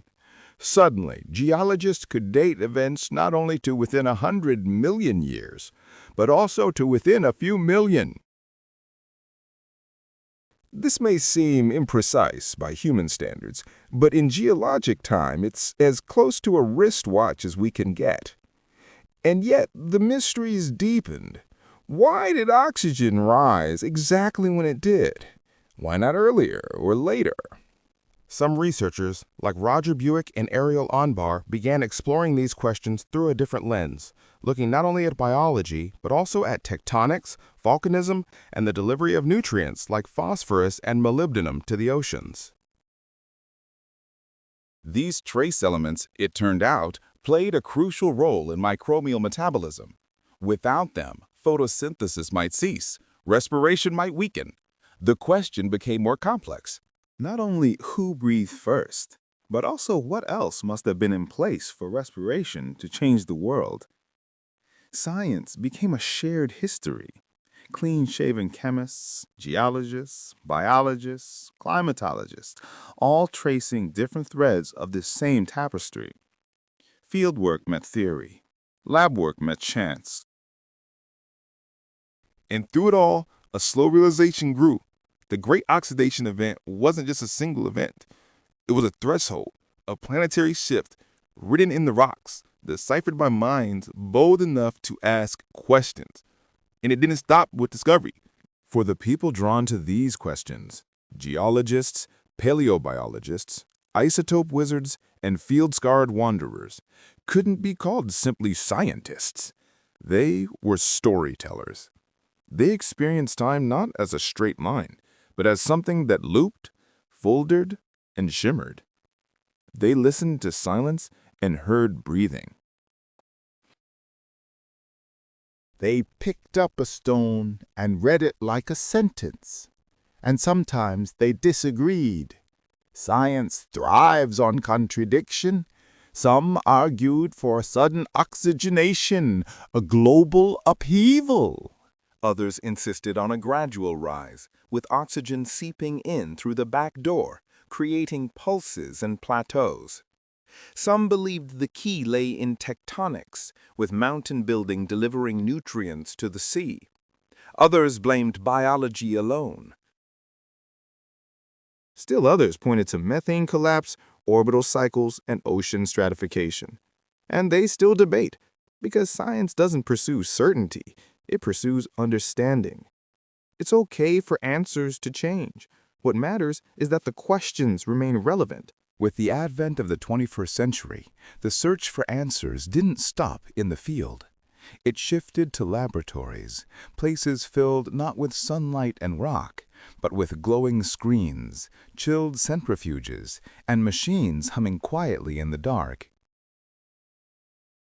Scientists began modeling ancient oceans in flasks and tanks. They recreated early atmospheres in gas chambers.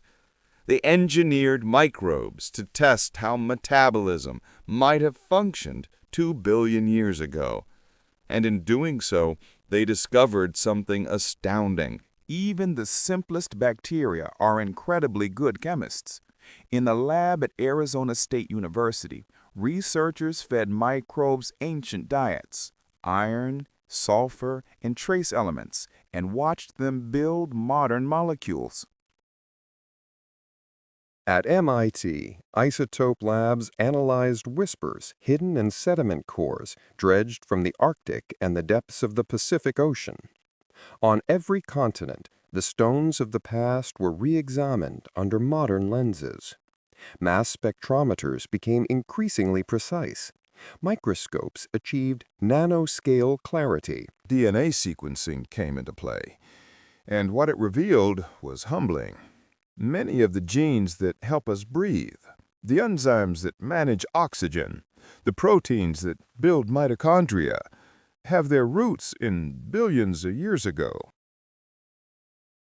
Not just cyanobacteria, but also their cousins, their competitors, even lineages that should have disappeared but somehow found a way to survive.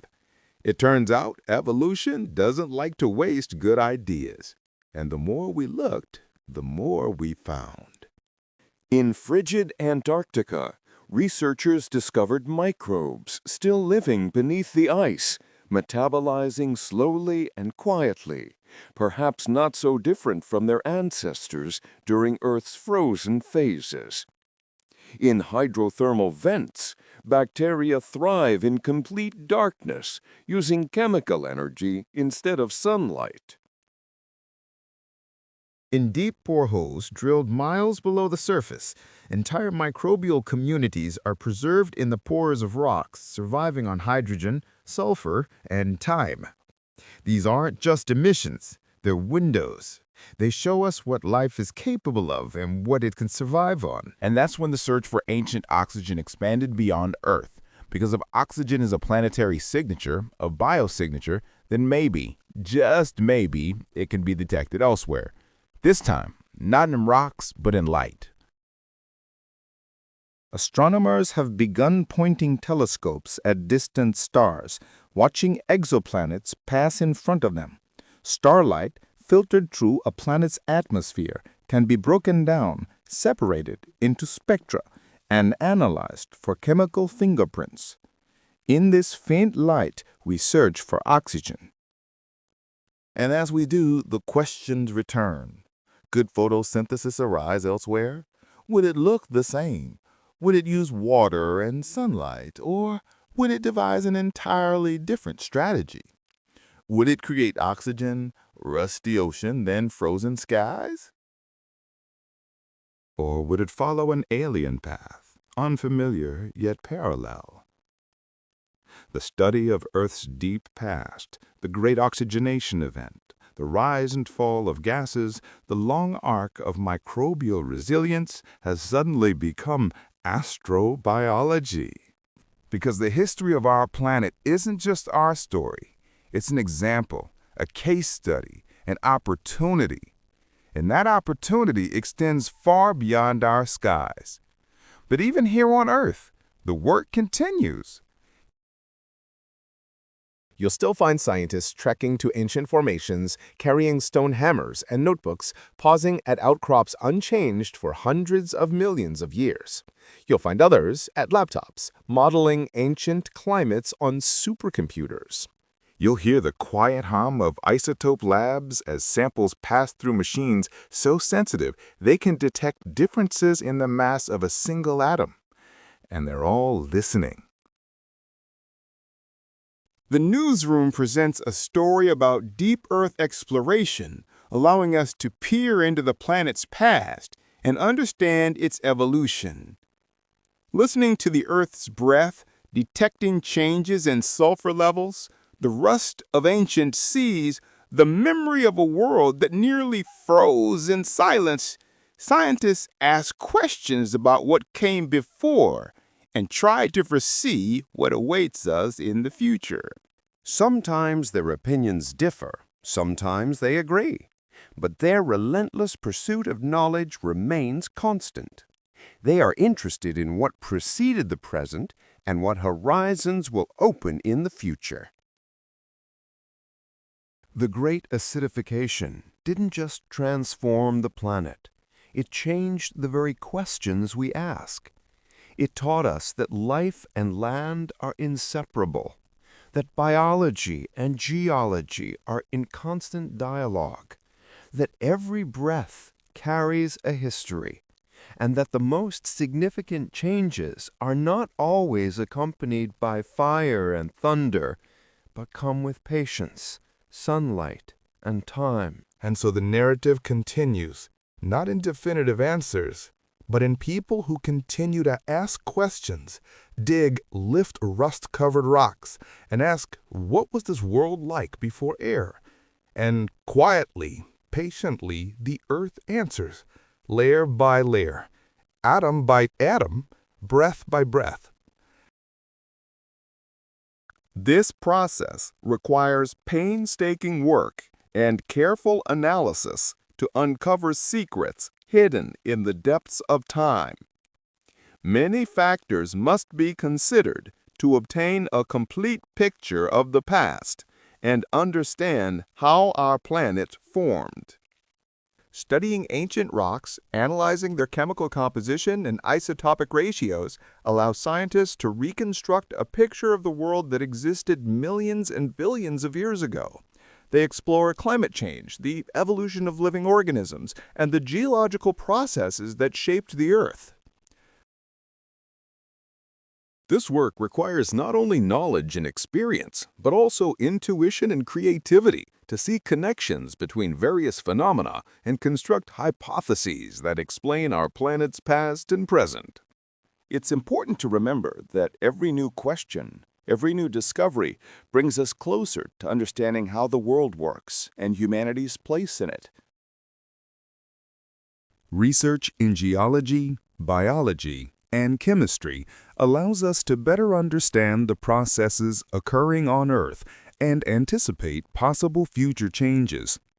This knowledge is essential for making informed decisions regarding environmental protection, natural resource use, and sustainable development. To understand the ancient world, we must ask quiet questions. What did the oceans taste like before fish appeared? How red was iron before it sank to the bottom? How do we measure air that no longer exists? These are not mysteries, but problems that science solves daily, with patience, unusual instruments, and imagination.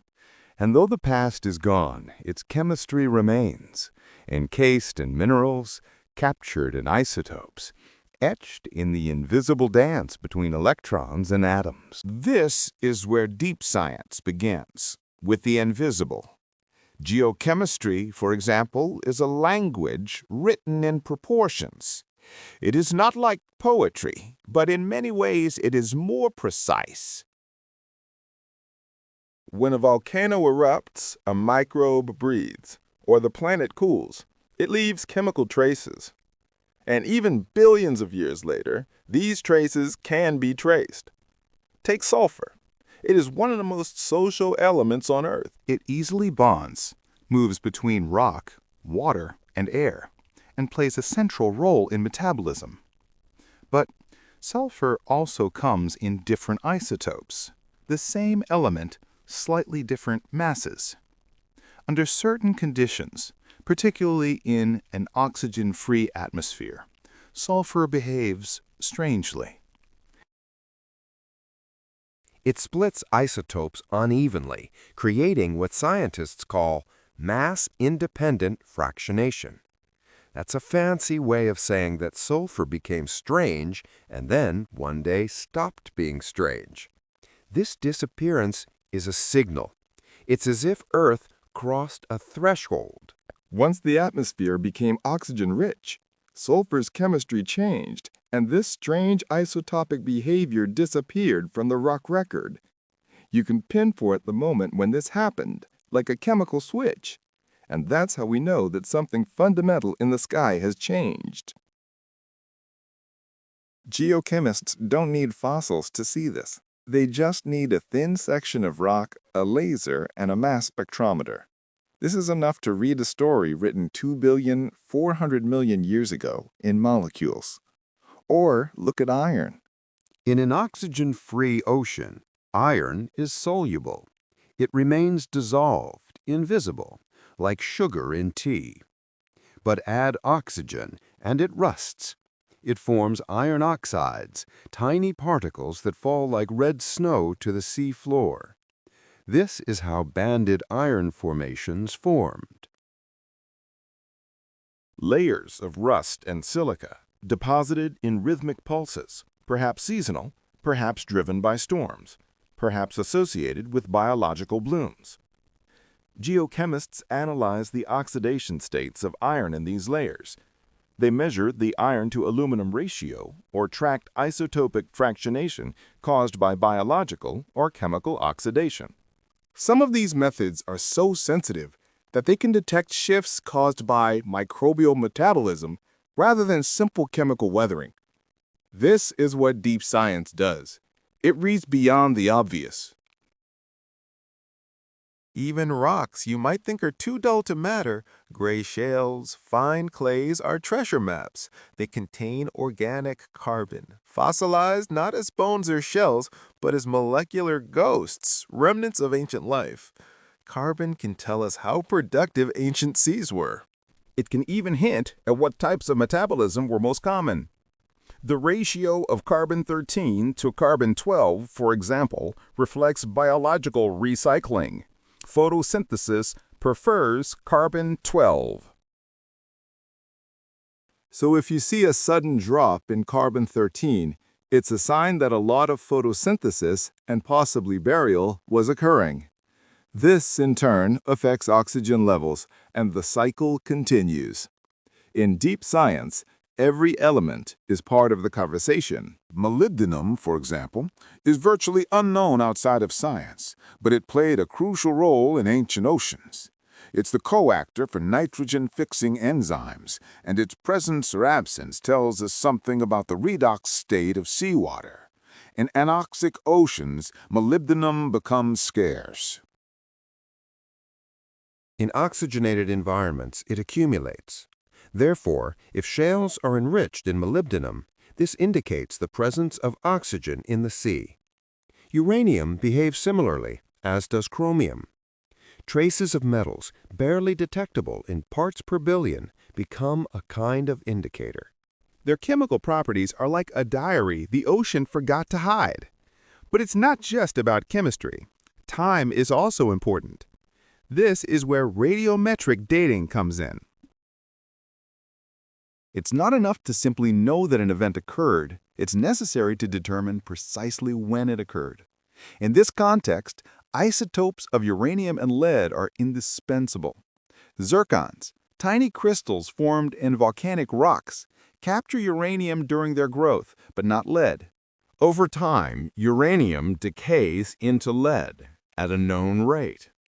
Thus, by measuring the amount of accumulated lead and remaining uranium, scientists can determine the age of a crystal.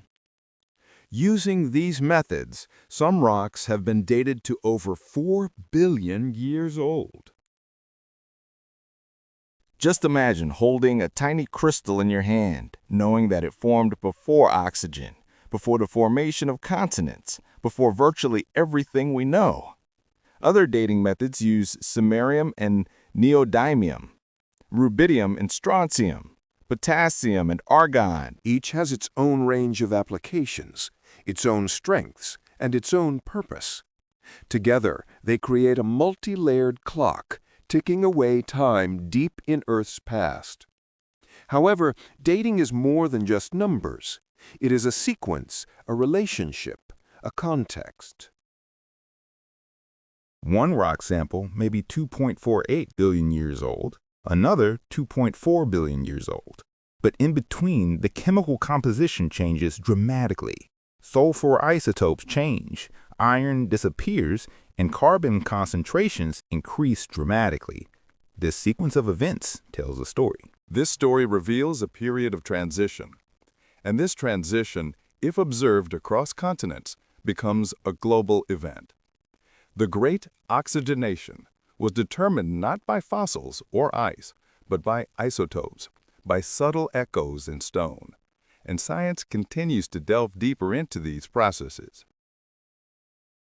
We now have climate models and supercomputers that run simulations of the early Earth, allowing us to explore the interactions of sunlight, greenhouse gases, cloud cover, and ocean circulation. These models allow us to understand how a decrease in methane concentrations could have led to a global freeze, how a pulse of volcanic activity could have reset the climate, how the unusual tilt of the ancient Earth could have affected seasonality, ocean mixing, and biological productivity. Some models even simulate entire microbial ecosystems, predicting where photosynthetic mats might have thrived, how oxygen would have diffused through sediments, and how feedback loops could have enhanced or suppressed chemical changes. We don't have a time machine, but we do have mathematics, and mathematics, when applied to data, creates a different kind of time machine. Then there's paleobiology, a field of science that expands the definition of life to include molecular fossils. Some of the earliest biosignatures are not forms, but compounds, lipids, pigments, enzymes, molecular residues stable enough to survive deep burial, and sometimes even metamorphosis. For example, steranes are markers of eukaryotic cells. Hopanes indicate the presence of bacterial life. Certain ratios of biomarkers can reveal whether an environment was oxygen-rich or deoxygenated, whether the microbes were purple sulfur bacteria or cyanobacteria, whether the sea was stratified or whether the seabed was toxic.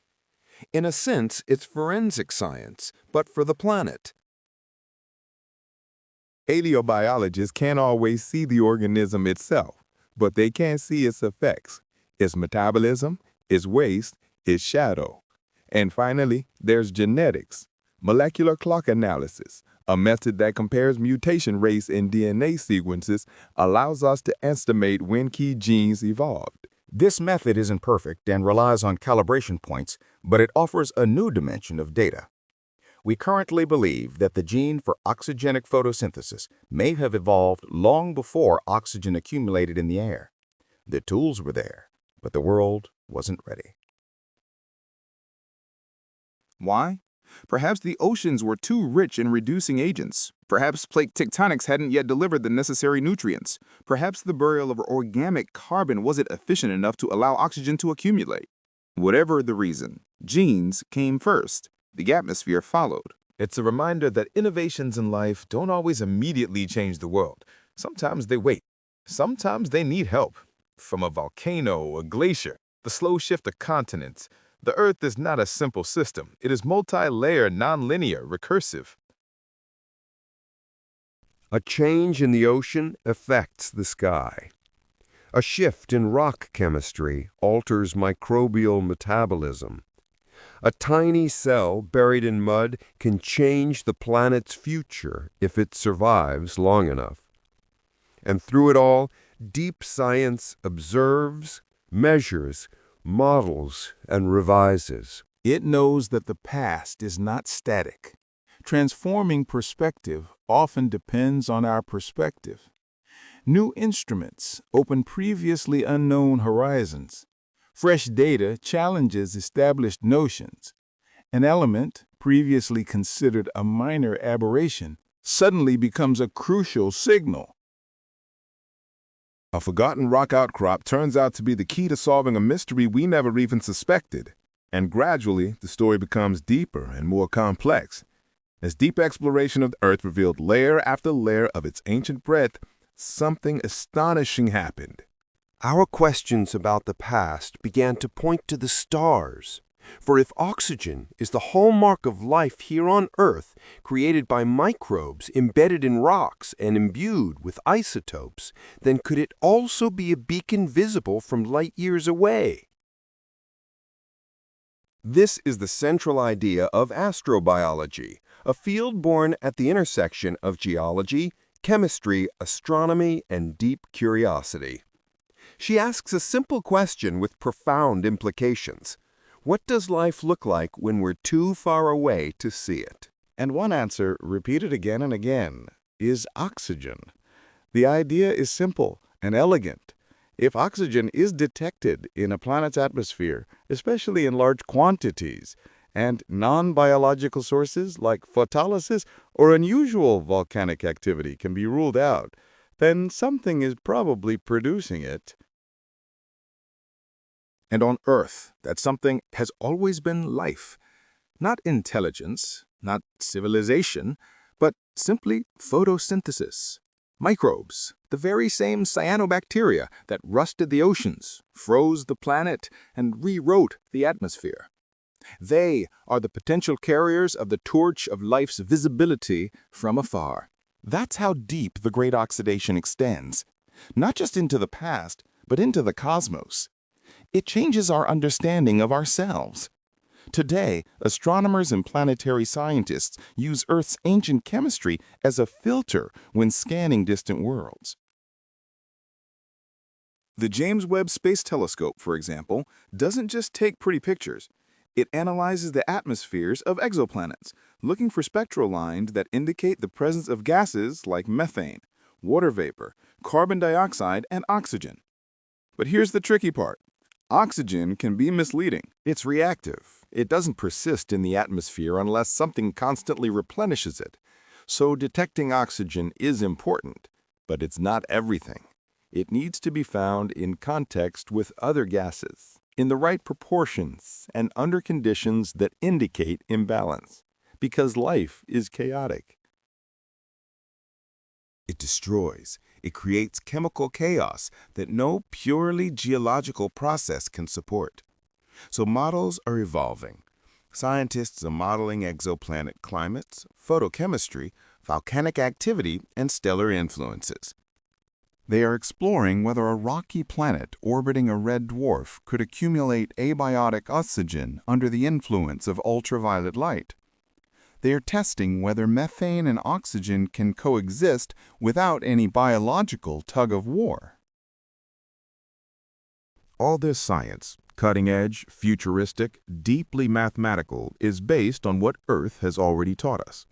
We largely use Earth's deep past as a Rosetta Stone for alien atmospheres, and the reverse is also true. By imagining alien biospheres, we learn more about what's possible here on Earth. Could other forms of photosynthesis, other metabolisms have existed, leaving weaker traces? Could oxidation have proceeded differently on another version of Earth? These questions intersect across disciplines: geology, atmospheric physics, and the chemistry of the origins of life, and bring us back to where we began: respiration, time, and change. But deep science doesn't just look outward.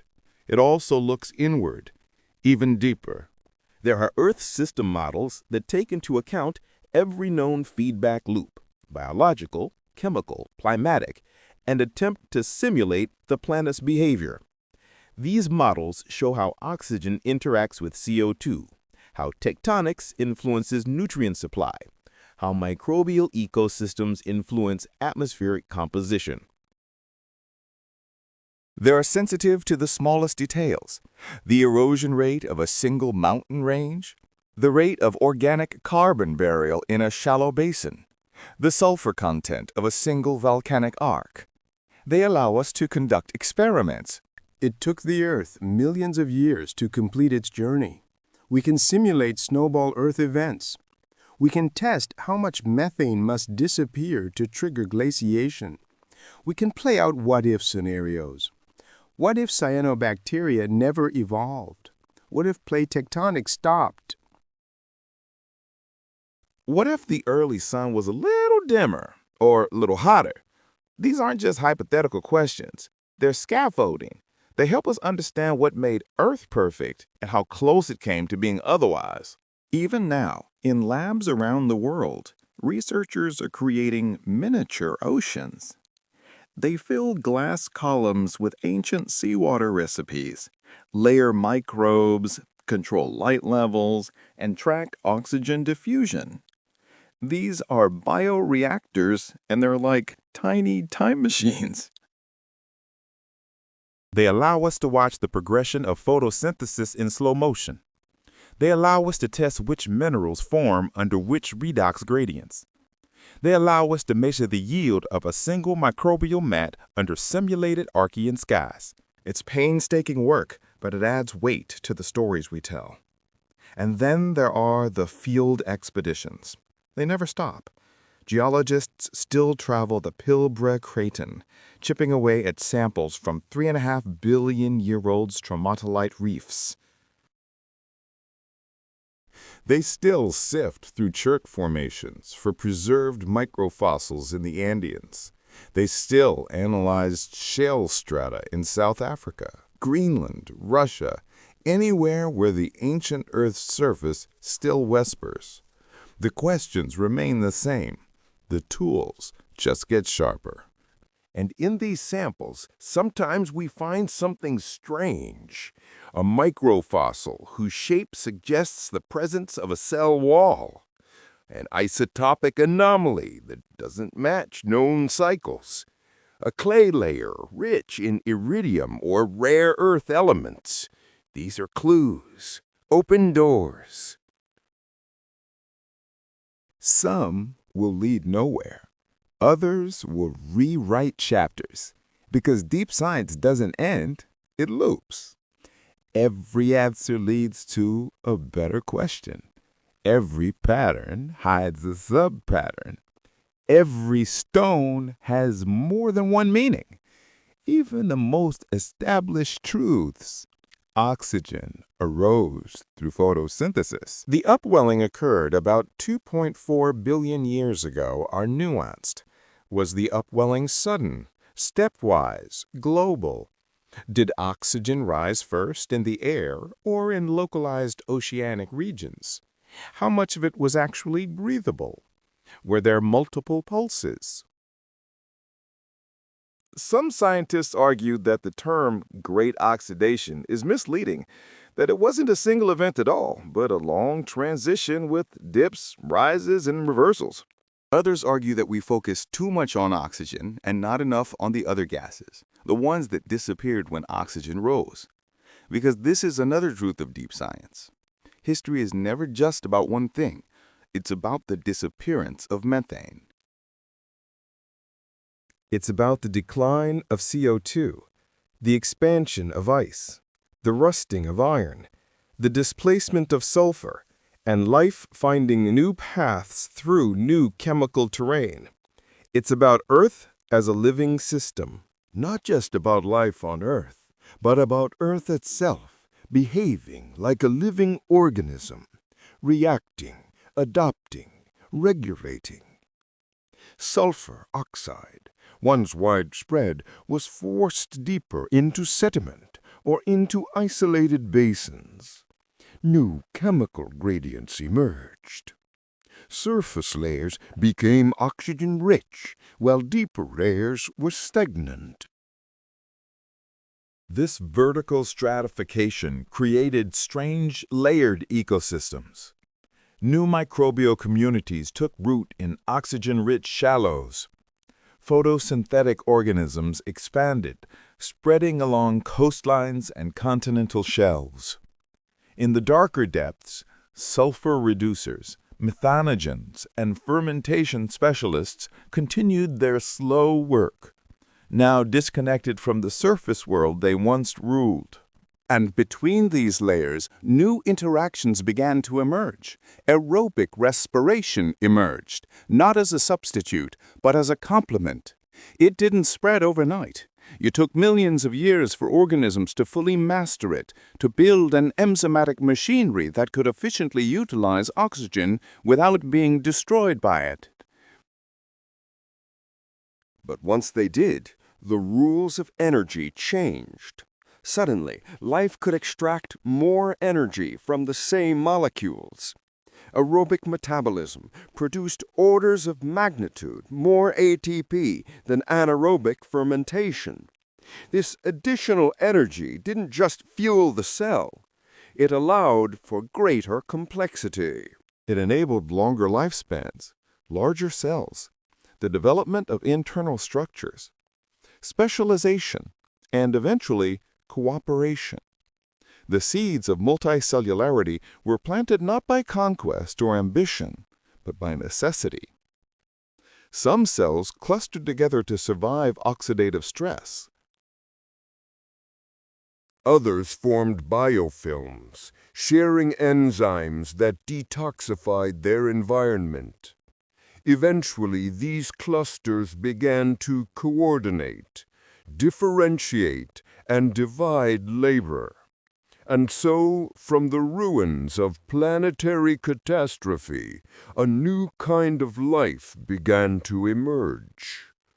Eukaryotes, cells with nuclei, organelles, and internal architecture, may have appeared for the first time around this time. Their origins are still debated, but many theories suggest they arose through symbiosis. One microbe engulfed another, not as prey, but as a partner. This internalized bacterium became the mitochondria, an oxygen-fueled power plant. It was a marriage of convenience, and it changed everything. The rise of eukaryotes marked a turning point. These cells were larger, more dynamic, capable of complex behavior. They could engulf other cells. They could move with intention. They could store and process information. They carried the raw potential for eyes, limbs, and neurons. But they were in no hurry to achieve complexity. Evolution never rushes. For hundreds of millions of years, eukaryotes remained single-celled, floating in a microbial ocean. They were new, but still small, still vulnerable, still adapting to a world in flux. Because even as life began to recover, Earth's climate had not yet stabilized. The aftermath of the Great Acidification included at least one and possibly several global glaciations. Evidence suggests that vast ice sheets covered much of the planet, even reaching near equatorial latitudes. These so-called snow Earth events would have been catastrophic for terrestrial life, but not total. Life clung to hydrothermal vents in meltwater beneath the ice where sunlight still penetrated, and with each melt, the world became a little different. Ice melts, carbon accumulates, weathering resumes, and oxygen, once suppressed by cold and darkness, returns. This is a rhythm observed throughout deep time: advancement and retreat, death and renewal. The biosphere is not simply recovering, it is reorganizing. One of the long-term consequences of the Great Acidification event was the burial of vast quantities of organic carbon. When photosynthetic organisms died, their remains often sank to the bottom and were buried before they could fully decompose. This burial acted as a carbon sink and a source of oxygen. The more carbon buried, the more oxygen remained in the system. And the more oxygen, the more energy available for life. It's a self-sustaining cycle that, under the right conditions, can create a planet that breathes more deeply with each passing century. Over time, oxygen levels continue to rise, though not steadily. The Proterozoic eon, spanning the period from approximately 2.5 billion to 541 million years ago, was a long, slow arc of adaptation. Oxygen rose, stabilized, fell, and rose again. It shaped the mineralogy of the crust. It changed the chemistry of the oceans. It influenced tectonics, erosion, and climate. It set the stage for Opus Acacipolixe, Rite, and Acerian. By the time multicellular life truly blossomed some 600 million years ago, the Earth had already been transformed. Soils were as...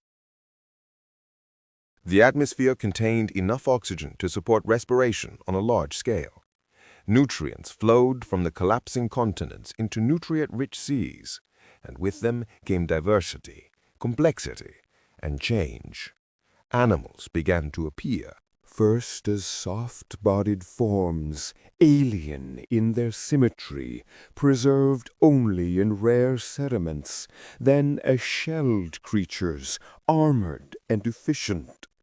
The Cambrian explosion, just over 500 million years ago, marked the moment when life began to sculpt the biosphere with teeth and tools, predation, nervous systems, and vision.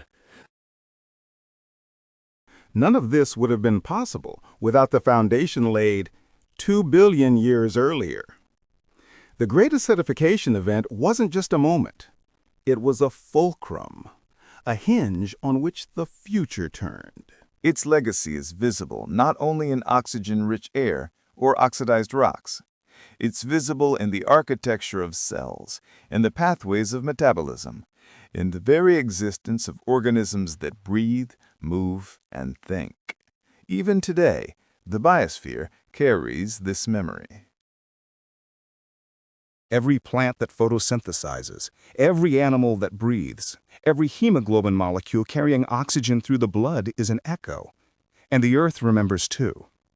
The red layers in ancient rocks, the iron formations mined for steel, the isotopic signatures in ocean cores, the metabolic genes common to all heirs of life, the mitochondria quietly humming in every cell of your body. We are not simply the descendants of survivors.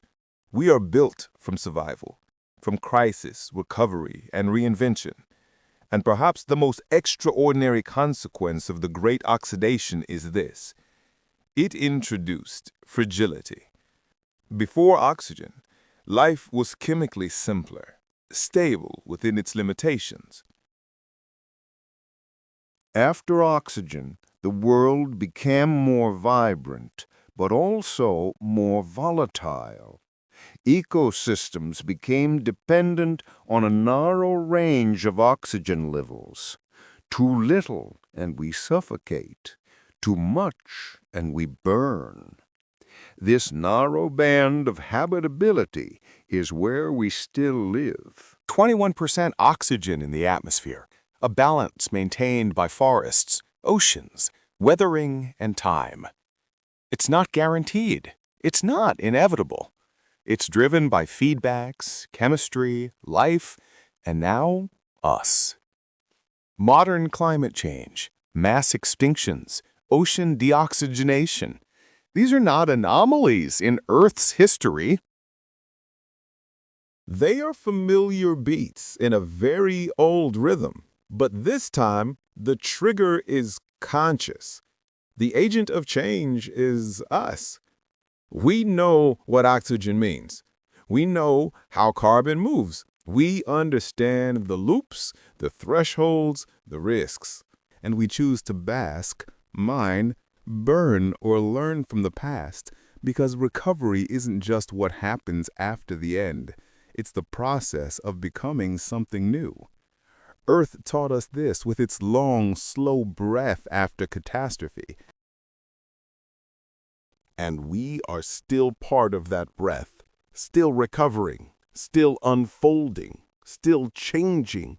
Take a breath. It's so easy, so automatic. Your chest rises, oxygen flows, blood carries it, cells receive it. You keep going. But this breath, so random, so unnoticed, so ancient, it is the end result of billions of years of history. A thread that began in sunlit shallows, passed through microbial lungs, froze oceans, rusted iron, and shaped the very possibility of life as we know it. This is the legacy, not just of biology, but of planetary transformation. And now we live in this legacy, surrounded by invisible structures forged long before us. Air, climate, metabolism, membrane. When we say the Earth is 4.5 billion years old, the words come easily, but we rarely let the weight of it settle. Rarely do we sit with what it means to be alive in a moment shaped by countless extinctions, countless restorations, countless chances that might have gone differently. The world wasn't supposed to look like this. It wasn't supposed to have continents, blue skies, forests, or us. It wasn't supposed to breathe. But it does, and we do. And now we're changing it. We live in an era geologists have begun to call the Anthropocene, a proposed new epoch in which human activity has become a geological force. We are reshaping landscapes. We are burning carbon deposited in the Carboniferous period. We're acidifying the oceans. We are changing the composition of the atmosphere. In just 2 centuries, with barely a blink of an eye, we have nudged the planet onto a new trajectory. CO2 levels not seen in 3 million years. Global temperatures are rising. Oxygen is declining in some ocean regions. We are in many ways replicating ancient processes, but at an unnatural speed, mimicking planetary feedbacks that once took millions of years and are now compressed into a human lifetime. The last time methane collapsed, the planet froze. The last time carbon spiked, biodiversity plummeted. The last time oxygen levels fell, the seas turned to poison. And yet here we are, aware, informed, and still choosing paths with ancient consequences. But awareness is a turning point of sorts. Unlike cyanobacteria, we can read the signs. Unlike volcanoes, we can stop. Unlike asteroids, we can redirect. The question isn't whether we're impacting the planet. The question is, what kind of ancestors do we want to be? Because every time we strike a match, we draw from a world shaped by breath. Every time we plant a tree, we join a cycle. Every conversation about climate, energy, extinction. This isn't about politics, it's about memory and responsibility. Earth doesn't need saving. It will endure. It has survived worse, but what will survive on Earth is what we shape. And that means we are the guardians of a rare experiment, life here and now. Of the millions of planets we've seen, Earth remains the only one we know where life exists. Oceans, weather, atmosphere, and organisms are in constant conversation. A planet that was once a rock and now listens to itself. To harm this is not only unwise, it is to forget what it took to breathe. But this reflection should not be a warning. It should be a reminder that we are part of this, that we have always been part of it. When you inhale, you accept a gift given 2 billion years ago. When you exhale, you contribute to the balance delicately maintained in forests, mushrooms, oceans, and the wind. When you walk on the earth, the iron beneath your feet remembers a time before oxygen. When you touch rust, you touch the aftermath of a microbial revolution.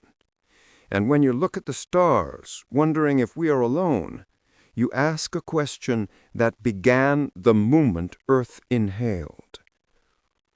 Modern science gives us tools for reading this past. Climate models, satellite images, atmospheric chemistry. These are not just tools. They are mirrors. They show us what is, what was, and what could be. We have detected oxygen in models of exoplanets. We've seen methane on Mars. We've sent rovers, orbiters, telescopes, all with the quiet hope of seeing ourselves in the dust of another world.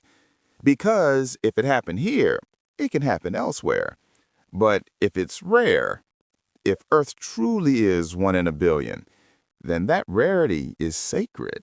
It means we are guardians, not just of a planet, but of possibility. This parallel world, which began as a microbial change in ocean chemistry, now lives within us, in our citus, in our ethics, in our stories. The Great Oxygenation Event wasn't something that happened to someone else. It happened to us. We are its heirs, its consequence, and we can be its continuation. Earth will continue, with or without us. But the part that listens, that cares, that reflects, that's what we must carry. So take another breath. Feel it enter, unnoticed. Let it remind you not only of life, but of time. The kind of time that changes the oceans, that leaves no fossils, but changes everything. The kind of time that flows through you now. So, what time is it for you? Is it morning, with sunlight gently gliding across your room? Is it night, quiet and full of stars, the world slowing down enough to breathe? Or maybe it's somewhere in between, as Earth once was, between silence and song, between chaos and calm, between extinction and becoming. Thank you for spending this time with me here on Just About Earth, where the past never passes and even the air around us has stories to tell. If you found this calming, curious, or quietly unusual, please feel free to like, subscribe, or leave a comment below. It helps more than you know, and it means this journey can continue together. What would you like to explore next? Perhaps it's the time when the Earth turned into a snowball, or how ancient fungi helped forests emerge onto land, or what secrets lie beneath the ocean floor, locked in warmth and stone. Let me know. Until then, rest, remain curious, and remember, even your breath is made of stars and ancient oceans. Even your quietest thoughts are part of Earth's longest story. We'll be here when you're ready to listen again. Good night.